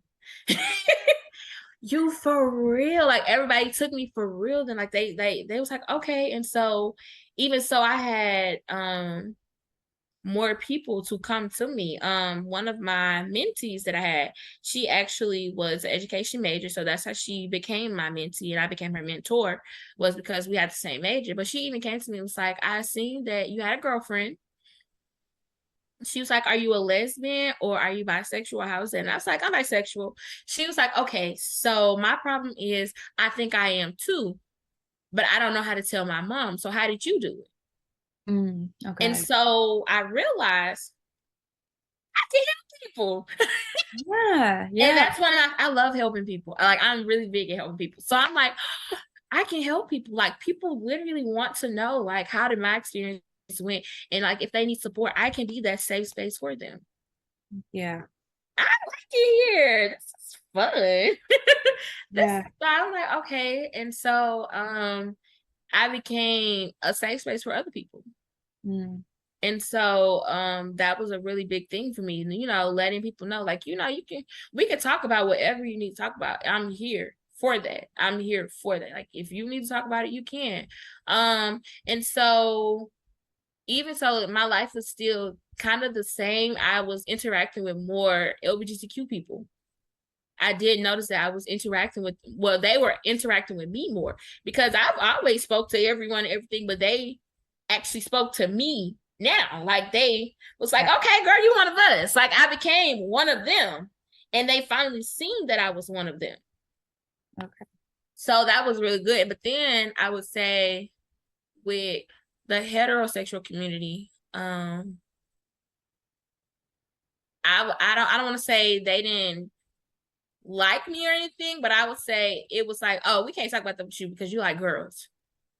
Well, actually, Miss Ma'am, What you it's like, don't well, know. actually, I'm bisexual, so I most definitely can relate to what you're saying, and I understand what you're saying, and I actually give you some advice because I've experienced that already. So, so that was another thing. In Jackson, I did not get into the LGBTQ community in Jackson until I started with the Black Pride in Jackson. Okay. All right. That was like your segue into the world. Have It you? was like Yeah. a big push, like, all Wow. right, because I've always heard that we've had gay clubs, but I never had anybody to go with. Okay. I've always heard of Pride, but who's gonna go with me? Because don't nobody really speak about it. And Right. so when I actually started the project, I started to learn more. And I'm like, wait, that's here? That we have a Pride? Because I've never been to Pride before. I had never been to Pride until I started the Black Pride in Jackson and I went to Pride for the very first time. Wow. Who took you? Maya. Okay. Maya, Maya, she dropped me off, but I told her I was working with on my project while I was there. And so I was Okay. finding narrators there. Wow. And so that was my very first, and I also was a part of Spectrum, and Spectrum went there for a community service. They was there too with community service with Mississippi Votes. And so it was like both of my worlds like clashed into one. And it Wow. was like, okay, I'm here. Like, I'm here. Like, this is it. This is it. And so when I got there, I was like, wow, okay. So you telling me all of y'all stay here in Jackson and I've never seen you before? So where you hang out? Where you go? Like, I was asking questions because I'm like, I'm new to this. Yeah. So I'm like, you know, what does this mean? What does that mean? And so even like with the project, that was my first time. The project helped me go to Pride for the first time. Mm. And I went again this year. Wow. And I didn't even go because of the project. I went because I wanted to go because I enjoyed myself when I did go for my project. Yeah. And so Right. I was able to go again this year. And I'm like, wow, okay. Pride. It was literally maybe 2 weeks ago here in Okay. Jackson. It was 2 weeks ago. And I went and I took my line sister with me too. And it was me, my line sister, and Maya. And we went to Pride. Mm. And we watched the shows. They had a comedian out that we watched that. We went into the museum because it was at the Civil Rights Museum here in Oh, Mississippi. cool. And Wow. so we went there and it was really nice. And I'm like, okay, so the project really helped me actually indulge into the LGBTQ community here in Jackson. Because before then, I wasn't sure if I would be accepted into it because I did not present myself as, I was just typical me. Typical Right. me. So Yeah. people wouldn't even know if I was a part of the community unless you actually asked me or you Mm. see me with Maya. Okay. And Right. so that's when I started to learn about all of the clubs and all of the lingo. Like I've known some of it, but I like my vocabulary and everything else grew when I started the project. Okay. And that's when I was able to become a part in the project and become a part of the LGBTQ community here in Jackson. So once I started the project, I started meeting new people. I started getting their experiences. And I'm like, and it's like you see these things, but you never really think of how much they affect a person until you talk to them. And so a lot of the things that some of my narrators were telling me, I'm like, wow, okay, I noticed, but I didn't peep that much. I didn't think that much into it. So the project is actually when I got my experience of the LGBTQ here in Jackson. That's crazy. What sort of Yeah. like new pieces of information did narrators give you? Give Yeah, that one. you were just like, wow, I had no idea. I always knew how hard it was to be Black and gay in the South. I understand. But then when they described it to me as basically a job, I was like, a job? But they was like, it's literally basically a job. Like, and then people expect you, especially with the guys and my gay males, it's like people expect you to be this whole person. People come to you and be like, hey girl. And you just be like, why you just couldn't say hey to me? And I was like, I never thought about that. Because a lot of people, when they see gay guys, they get to being overly, what am I trying to say? They have like a little more attitude when they speak to them. They Right. become overly feminine when they speak to them. They try to make it a point to, show that they support, but you're only making it weird. Yeah.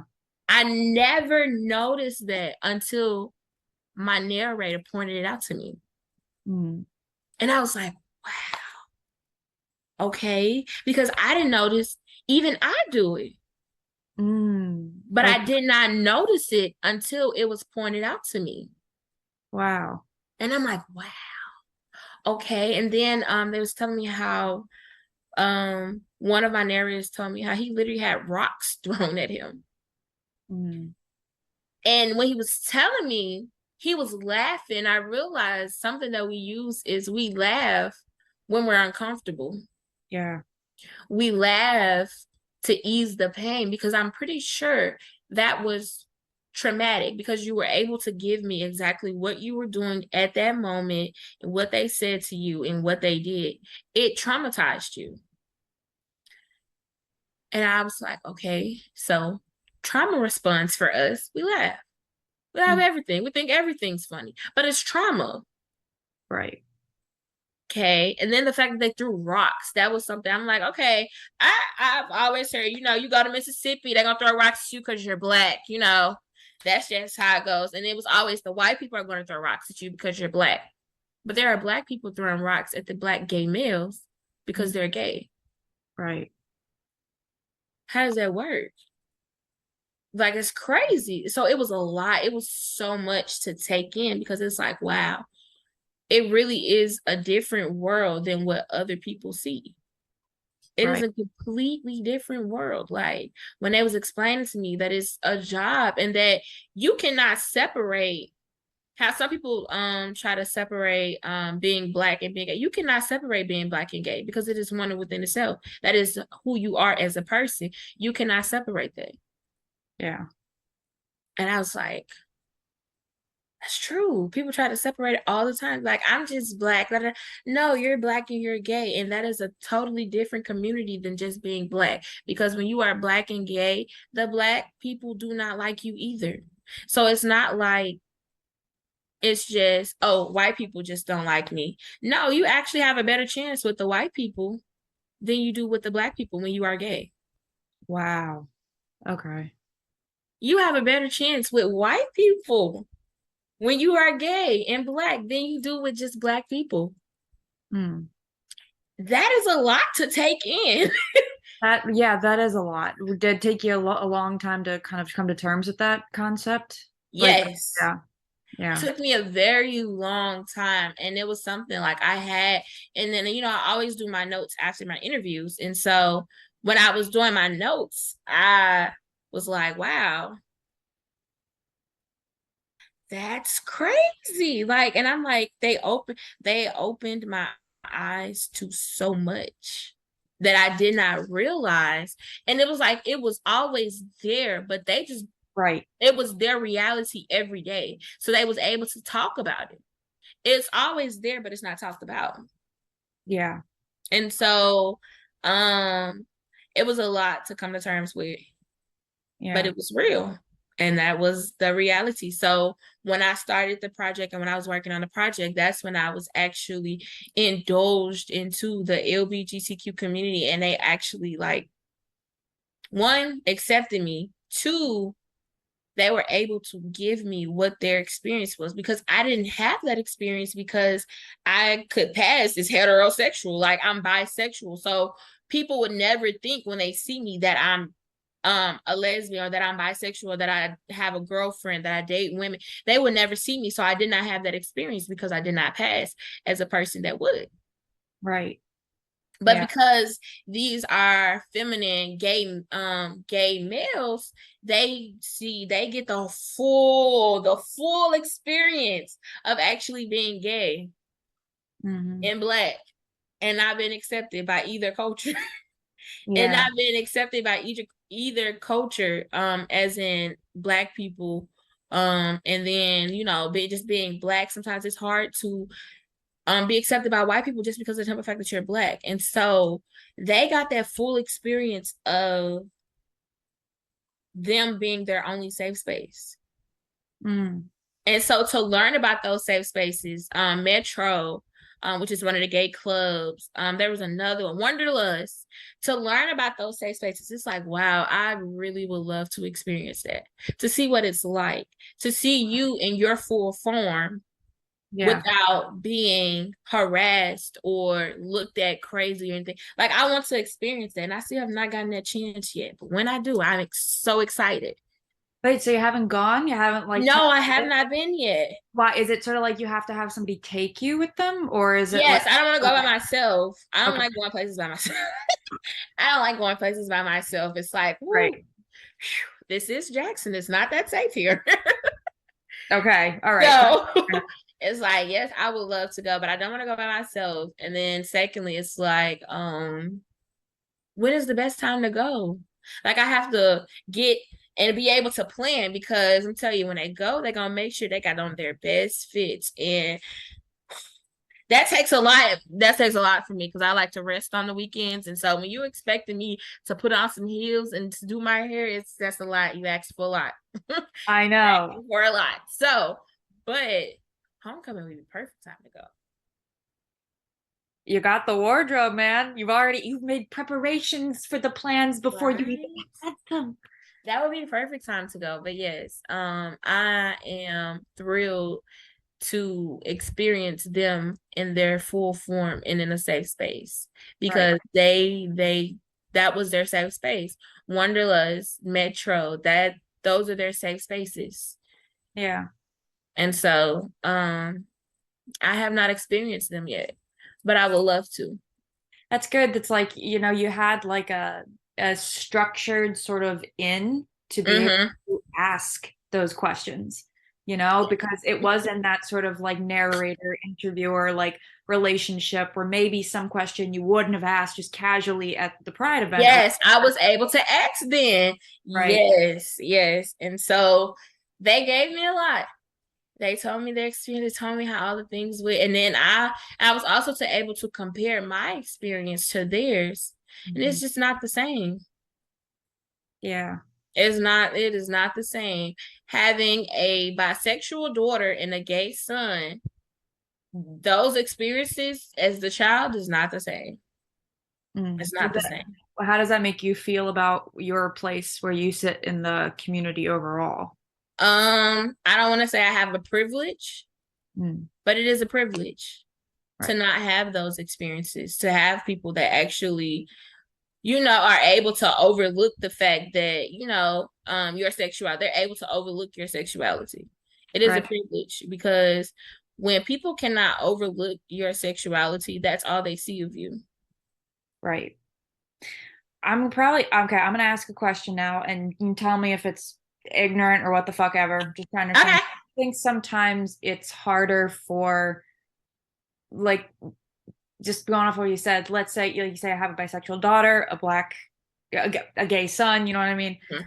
It's harder for the families to accept a gay son rather than a gay daughter. Yes, And why? definitely. Why do you think that is? Um, I would say because they always feel that if you have a gay daughter or a bisexual daughter or lesbian daughter, whatever, they always feel that there is a chance that you will be with a man. They always that hope, I'm telling you, my mama still got it. She still has that hope. It's still there. It's there in my mom. It's there in my grandma. It is there in my family. That hope is still there. Wow. Okay. That hope is still there. Right. But in the Black community, when a guy comes out as gay, that is what he will forever be known as. There's no going My back. past, if me and Maya was to break up today and I was to get married next week to a guy, that entire past of Maya will be completely erased and they will act as if it never happened. Wow. If one of my cousins that came out as gay, if he was to break up with his boyfriend and get married to a woman right now, he will be questioned for the rest of his life. What a way to put it. He will be questioned the rest of his life.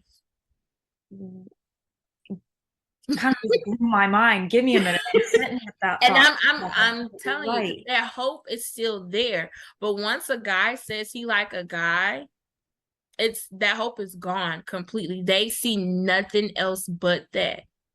Mm. And that's it. They see nothing else. There's nothing else. And so again, like I said, if me and Maya was to break up today and I married a guy tomorrow, Maya would have never existed. Mm. Does that kind of does that hurt you sometimes? That would be the No, okay. because I just leave it alone. Let it go. If you don't, that's fine. That's on you because I know they'll still accept the fact that if me and Maya was to get married tomorrow, they will still accept Maya and they will still because they love Maya and they know that Maya loves me and she treats me well. So they Right. will get over it Yeah. and that hope will die, but that hope is not going to die until me and Maya is actually married. Mm. It's not going to die until then. And then Wow. they be like, oh, she's serious. Wow. Wow. Wow. But because for some reason in the Black community, they also feel that when women are gay or when women are dating other women, it's a phase. They never take it serious. It's never taken seriously. Unless I am literally dressed masculine, it is never taken serious. If I cannot be normal, feminine destiny, and be gay, they will never take it serious. But if I decide to cut all my hair and start wearing baggy clothes, things like such, then they'll be like, oh.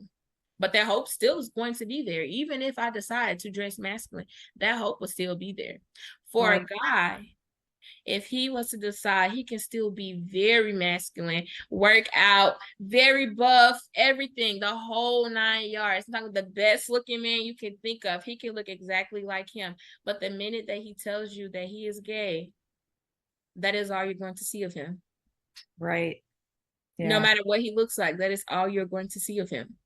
Right. Family And members. that's all they are going to see. Yeah. Even if he decides to marry a woman and decide that he does not like men anymore, Mm. everybody is still going to see him as a gay man. Wow. Yeah. That's Ah, life. I know, but what a thought to sit with. And like Yeah. the things you're saying, it's like in some form, it's, because I've gone through it with my own family members. It's Mm-hmm. very true, but yeah, until it said, wow, like hashing it out, that's crazy. Yep. So speaking of that, as there's a big difference between having like a white gay experience in Jackson and a black gay Mm-hmm. experience in Jackson. Mm-hmm. Um, how do you feel your experience would be different if you were of a different race? You know what I mean? If I was a white bisexual woman, I've never thought about this before. Weird question. It's a weird question. Yeah, it's It's like, okay. okay, okay, different skin, longer hair. Okay, okay. Um, I don't think it would ever even come into question if I was gay.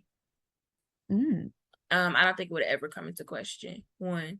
Um, Two, I think I would be accepted immediately. Like, I don't think there would be any points where people are like, you sure? I don't see it. You know how I was telling you how people would question me all the time and they didn't believe me yeah, until they see me with Maya. I think right. if I was a white woman, they would just accept it and then they would go on with their lives. Like, I don't think it would be a double back or any question of it. I think it would be accepted immediately and then it would just, that'll be it. Mm. Why do you think that is? Like, just it was a done deal. Because something I've noticed with the LGBTQ community, when Black members are complaining about the things that are, people are like, are you sure? And things like that. When we are complaining about the problems that happen within the community and outside of the community and how the heterosexual people perceive us, um, it's just like, girl, anyways, it's looked over. Mm. It's overlooked. When a white woman tears, and I say this so much, and I've heard other people say it, the white woman tears hold so much more weight than a Black woman tears or a Black man tears. Regardless of my sexuality, it holds more weight. And so I would not question her because I don't need those tears because it's going to cause a problem. And Mhm. then everyone's going to look. And then Yeah, I'm the problem. I'm considered homophobic and things like that because I question her. What she right. says goes, and Yes. that's it. So it will be much easier because once I say it, oh, okay, and everybody will go about their business because it's not going to question it because that will cause a problem. Mhm. But Okay. if they were to question me and I was to raise hell about it, I'm an angry Black woman. Yeah. Yeah. So it would be easier because it would be accepted quickly and then there would be no issues. Now, there would probably be talk behind my back, but no one would actually come to me and say those things. As a Black woman, they're going to tell you, so are you sure you gay? Like, they just come up to you, you sure? You positive. So you just not, you have been with a man. I've seen a masculine presenting woman around guys, and the guys like, you sure you don't like dudes? Like, you sure? You Mm. positive? Yeah. You ain't never even had sex with a guy, so you don't know. You gonna have sex with a guy before you leave. Before you graduate. Like, yes, I've seen this happen. Maya has even told me her experiences of things of that such happening to her. Wow. They're going to question it, but I'm telling you, if one of the soccer ball players were to come to them and tell them that they were gay, that would be it, and they would leave her alone. They would Wow. not question her anything. They would leave it alone. Mm. So that's what my experience would be like if I was a white woman. It would be accepted and I'll go on by my day. You're right. You're right. Yeah. Because it's And also that's what I think it would be like. like dare to question us. We're going to make your life a living hell. You're going to regret it. Yeah. I know what you mean. Yes. Yeah.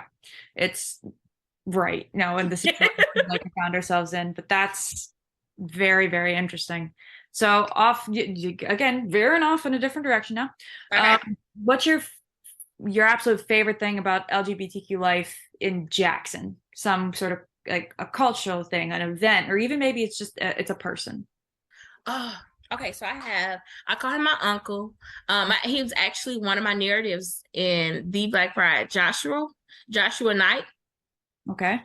He is one of my favorite people. He is my safe space. He is everything because one thing about Joshua is going to be Joshua. Josh is going to be Josh. He is. And I love that so much about him because no matter what happens or what he went through or what he's going through, he's going to be him. He's going to put on that. Oh, and he loves pink, and pink my favorite color too. He's going to put on that pink fit with his Chanel little brooch, and he's going to go on about his day. He does not care. He doesn't care. And I love that so much. And he told me, and I believe these are his exact words, in the gay community, you're going to either be ate alive or you're going to eat them up. What you doing? Yeah. Well, y'all not going to eat me alive, so. Right. And I just love that so much about him. We also have this other student that went to Jackson State. Jamarius. I love Jamarius. I love him. I love him. I love him so, so much because he is one of those other people. He is going to say what needs to be said. And like, even in his interview, we did a mock interview, me and him. We did a mock interview so I could prepare. And so, because I wasn't sure what type of answers I was going to get, I didn't know. I'm like, look, I'm just here. So we're going to try to see what I get here. Okay. And so, the things that he was telling me, like he was just being authentic and just giving me exactly what I asked. And it was one of my shortest interviews, but we hit every point that needed to be hit. And I appreciate it. And it's crazy because it was only a mock interview. Right. And so it helped me prepare for what I was about to hear from other people because I'm pretty sure y'all experience was similar. So I'm like, okay. And so he definitely said what needed to be said. And he always says what needs to be said. And yeah, I just love how they're them. And I feel like they paved the way at Jackson State for people to be themselves. And I love that. I love that so, so, so, so, so much. I love it so much. I feel like they literally paved the way for a lot of our new students at Jackson State. They helped them become comfortable with being them. Good.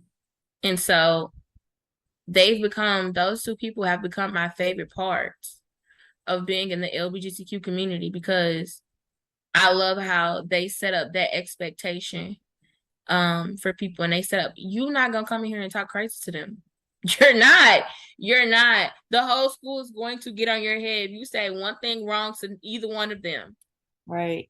Those are, excuse my language, those are the head bitches in charge. You're not going to come in here and talk crazy to them. Yeah. And then the crazy thing is everybody's going to come to their defense, but they gonna eat you up before anybody else does. They're going to talk crazy to you and get you together before anybody else even does. They're going to handle that before we even get to you. And right. I love that. I love that so much. Those are two of my favorite people. Sounds strong leaders, pillars, Yes. And I don't even think they realize it. That's another thing. I don't think they realize how much they have an effect on the LGBTQ community at Jackson State. I don't think they realize their effect. They might just have like, a slight little hint of how much that effect they have on, but they have a grand effect. Okay. Great, major. And they don't even know it. I truly don't believe they know how much they contribute to the LGBTQ community at Jackson State. Do you think they don't see it as like something they need to be even rewarded for? It's just they just see it as them being themselves. Yeah. They're just being them. That's it. It's just them being them. Right. So I don't even think they would see themselves, needing to be rewarded for it because that's just them being them. Yeah. Right. And accepting that's the way it works. Like you were saying, paving the way. It's sort of like people who were there before you to answer the questions that you have, to be there a pillar. Otherwise, it's like how do you have a touchstone on this portion of your identity if you can't touch on it with anybody else who shares parts of that experience? Yeah. Yeah. But That's yeah, they're definitely two of my favorite things. They are also two people that make me comfortable. Like, okay, this is who I am, and it is what it is. And if I want to fight about it, we can. Like, yeah, yeah, they yeah. make me that comfortable. Like, be you, be you, be you. I'm, okay. I'm a baby. That's So yeah, awesome though. But, they're leaving like a legacy. They're leaving. they are, but they Yeah. don't know it. Yeah. They don't know it. That's good though. The people who are like often find themselves in leadership positions that do a good job, it's because they weren't looking to lead in the first place. Yeah, that's true. Right. But yeah. Yeah. So speaking of like your legacy by volunteering for this project, Mm-hmm. it's like you were in the driver's seat and like, still in the driver's seat. Narrator is what I consider to actually be the main driver. So you're in the driver's seat now. Okay, so what do you hope to give back to the community by working now as a narrator with the Black Friend Jackson? What do you want your listeners and viewers of this interview, both inside and outside the community, to take away from the work? um, be yourself. I know it sounds so cliche and it just, but truly, honestly, I say be yourself, and you have to, especially for those that are struggling and they don't know yet, you have to accept yourself first before you can expect anyone else to accept you. Mm-hmm. So if you do not have that self-love and you know who you are and you love yourself, if you don't have that, the world gonna eat you up.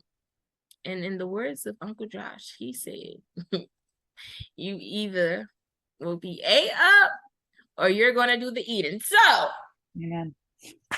you need to love yourself first. Amen. Definitely love yourself first. Accept yourself first.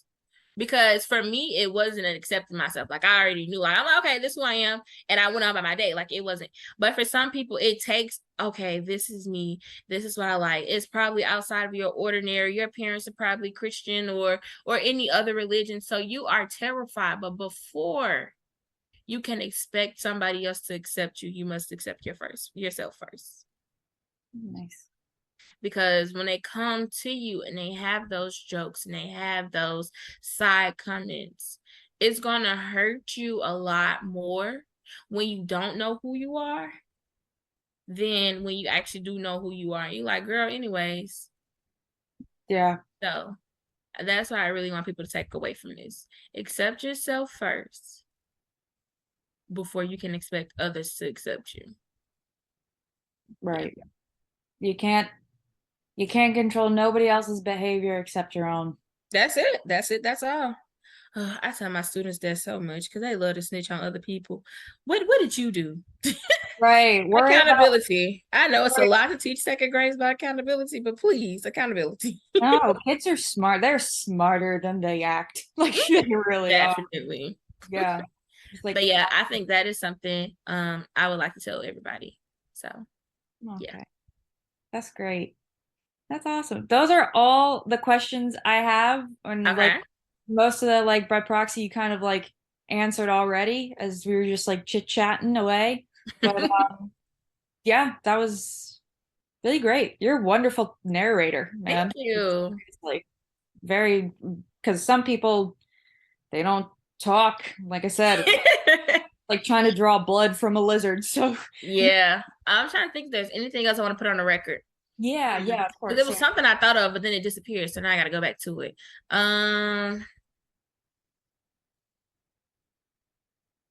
Mm. Oh, I'm okay. I'm getting closer to it. Okay. Not being black and Greek.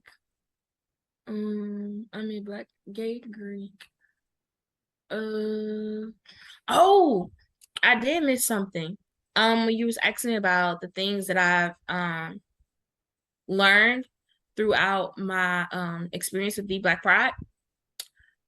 Now I've always heard of the gay Greek organizations, Okay. but I did not know how big it was. And I also did not know how big the gay families were.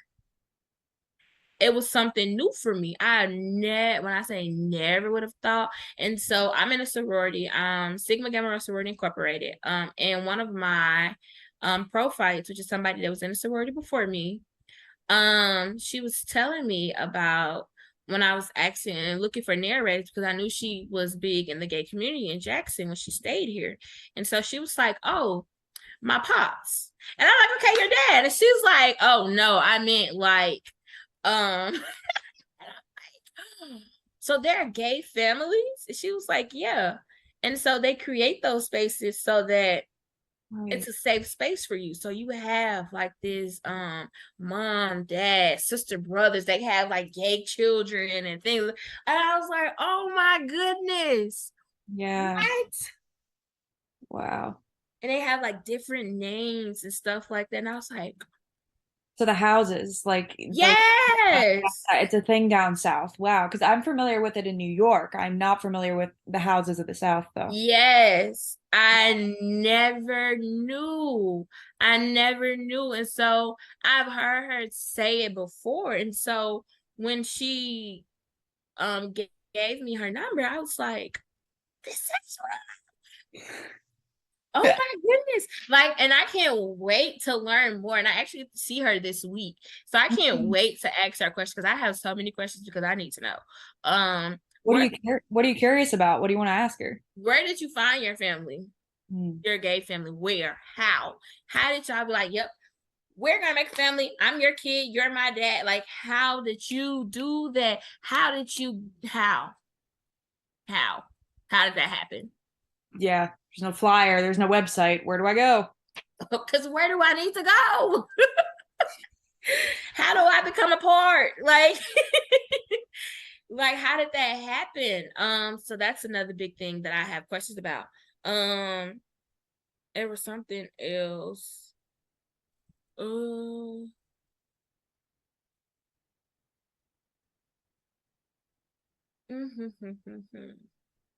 Goodness gracious. And it was just on my mind, but I forgot it. Well, I'll speak on being gay in Greek. Being in my sorority and being gay. One of the big That's what it was. So when my dad first found out about me being gay, from the Instagram post or whatever, when he was making his assumptions and everything, Right. the first thing he said was it's because of her sorority. Connect those. So What the fuck does that mean? yes, so there is a whole stigma around sorority life, and it's not with all people, but I know in some places there's a stigma with sorority lives, and like you have to be gay to be in certain sororities, or you sorority lives, when you're going into your sorority, they make you do things that are, one, it's considered hazing, and Sigma Gamma Rho Sorority Incorporated is a non-hazing organization. Two, it's inappropriate. Right. And like do inappropriate things to get into your sorority or into your fraternity, and like sexual things. And I'm like, and that was the first thing he thought of. Wow. And I was like, "Oh my goodness. One, what type of person do you think I am? What type of person do you think I am to think that I would even allow anything of that such to happen to me? And then two, for it to affect me to the point where I decided that I'm gay all of a sudden."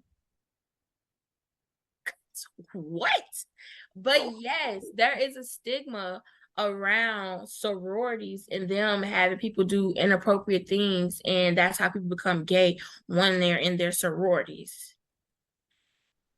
And this is a widely held perception? Just like, And I don't think it is, but that was something that was brought up to me. And so another thing that was brought up to me was a stigma that is with my sorority, specifically like within the D9, the Divine Nine sororities, that my sorority, Sigma Gamma Rho, and that the other sororities, Zeta Phi Beta, were considered the gay sororities. And I was like, what?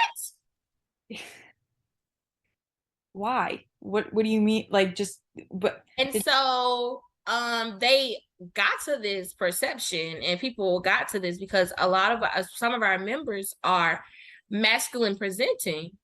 Okay. And people fail to realize they're still women. Mm.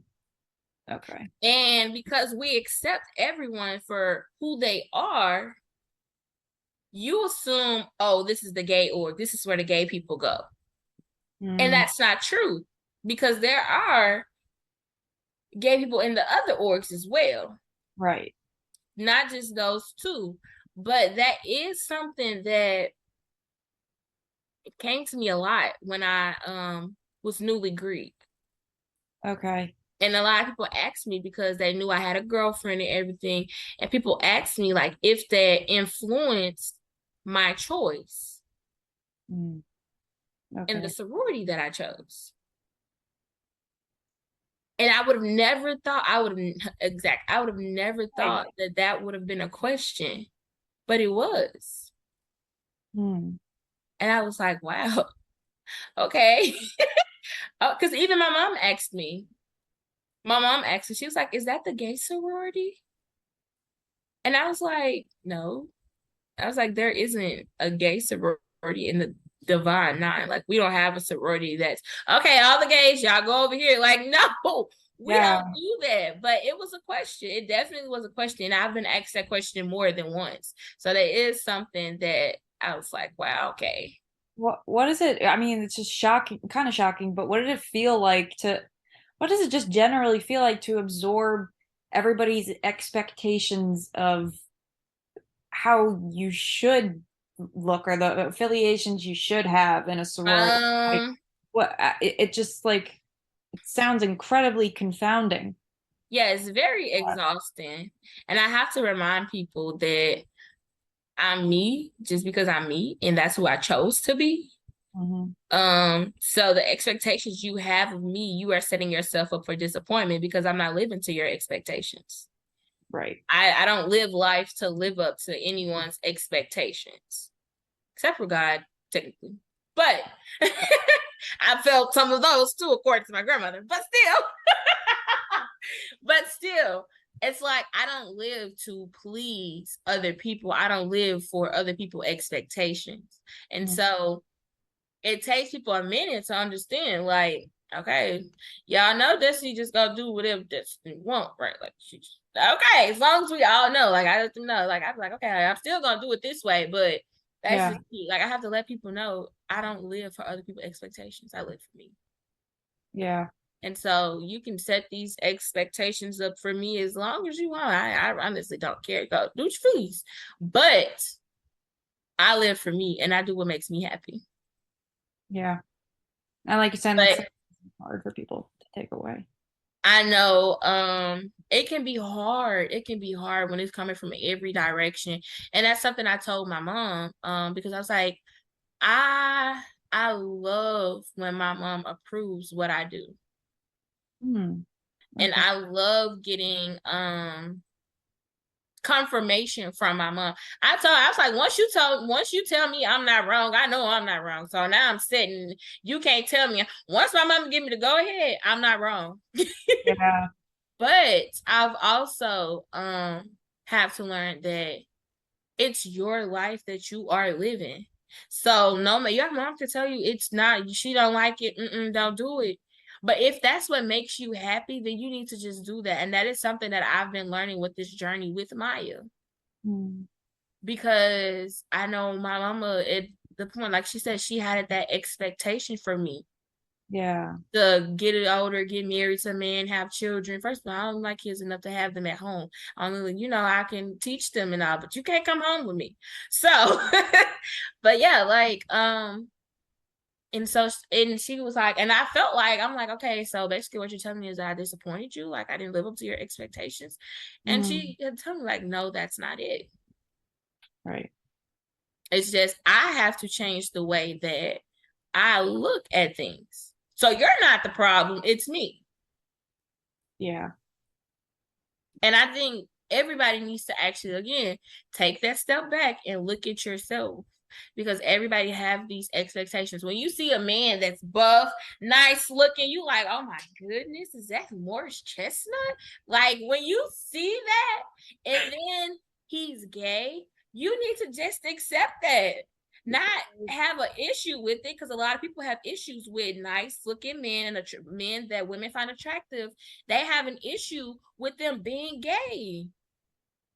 That was your expectations. He doesn't have to live up to your expectations. Right. What you're feeling is disappointment. Identify that correctly. Okay. Right? What you're feeling is like shit. Yes. I think it's another thing. People need to stop expecting other people to live up to their expectations. Right. I do what it makes me happy. If it don't make me happy, I don't want to do it no longer. Right. And my mama, she told me, she called me, she said I was, oh, what did she say? I had commitment issues. My mama told me I had commitment issues because the minute I'm doing something and it no longer makes me happy, I don't want it no more.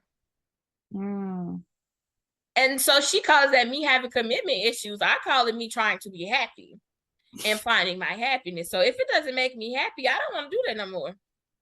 Yeah. And I mean, it's very commendable because a lot of people have a hard time walking away from situations for the, yeah. I'm gonna leave.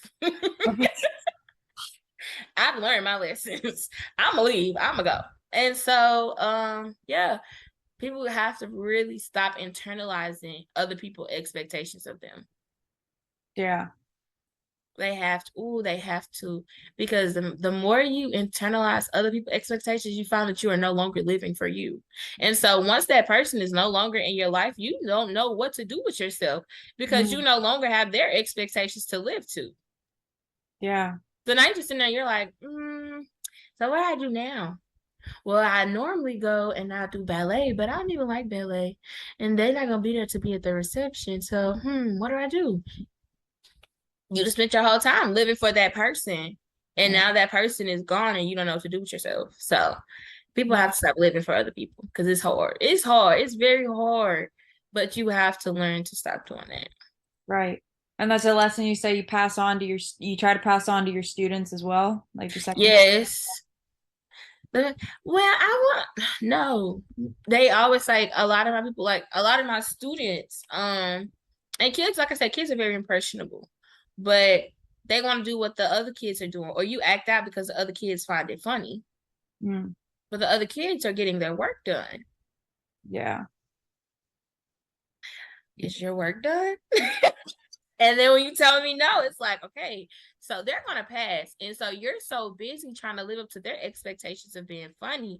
They're going to pass to the third grade and you're still going to be in second grade because you decided you wasn't going to do any of your work. Yeah. Trying to live up to other people's expectations. Nope. Yeah.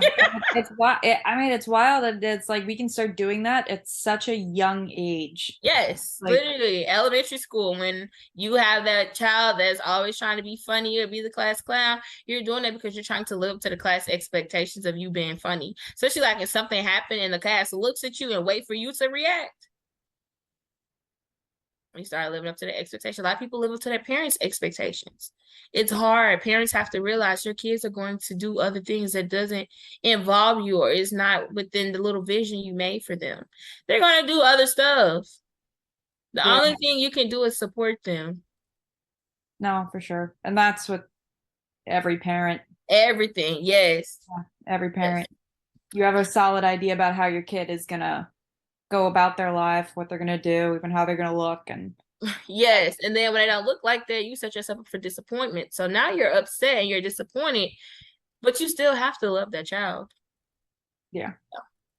But yeah, I think that's pretty much everything I want to put on the record. Okay. I mean, if anything else comes up, we can do a part 2. I mean, okay. And if it does, I'll write it down so I can remember.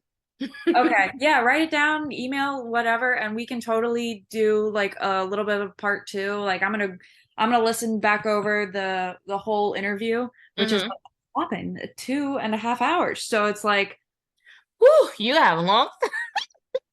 I got a lot to listen to, man. But like, yeah, the transcribing process is going to be very interesting. But Yes. yeah, if you want to do a part two, I'm down to do a part two. I'm just going to need like digestion time with the material, which Hmm. is also like good because you've given me a lot more perspective to ask, to continue to add to like the questions list, you Yes, know? ma'am.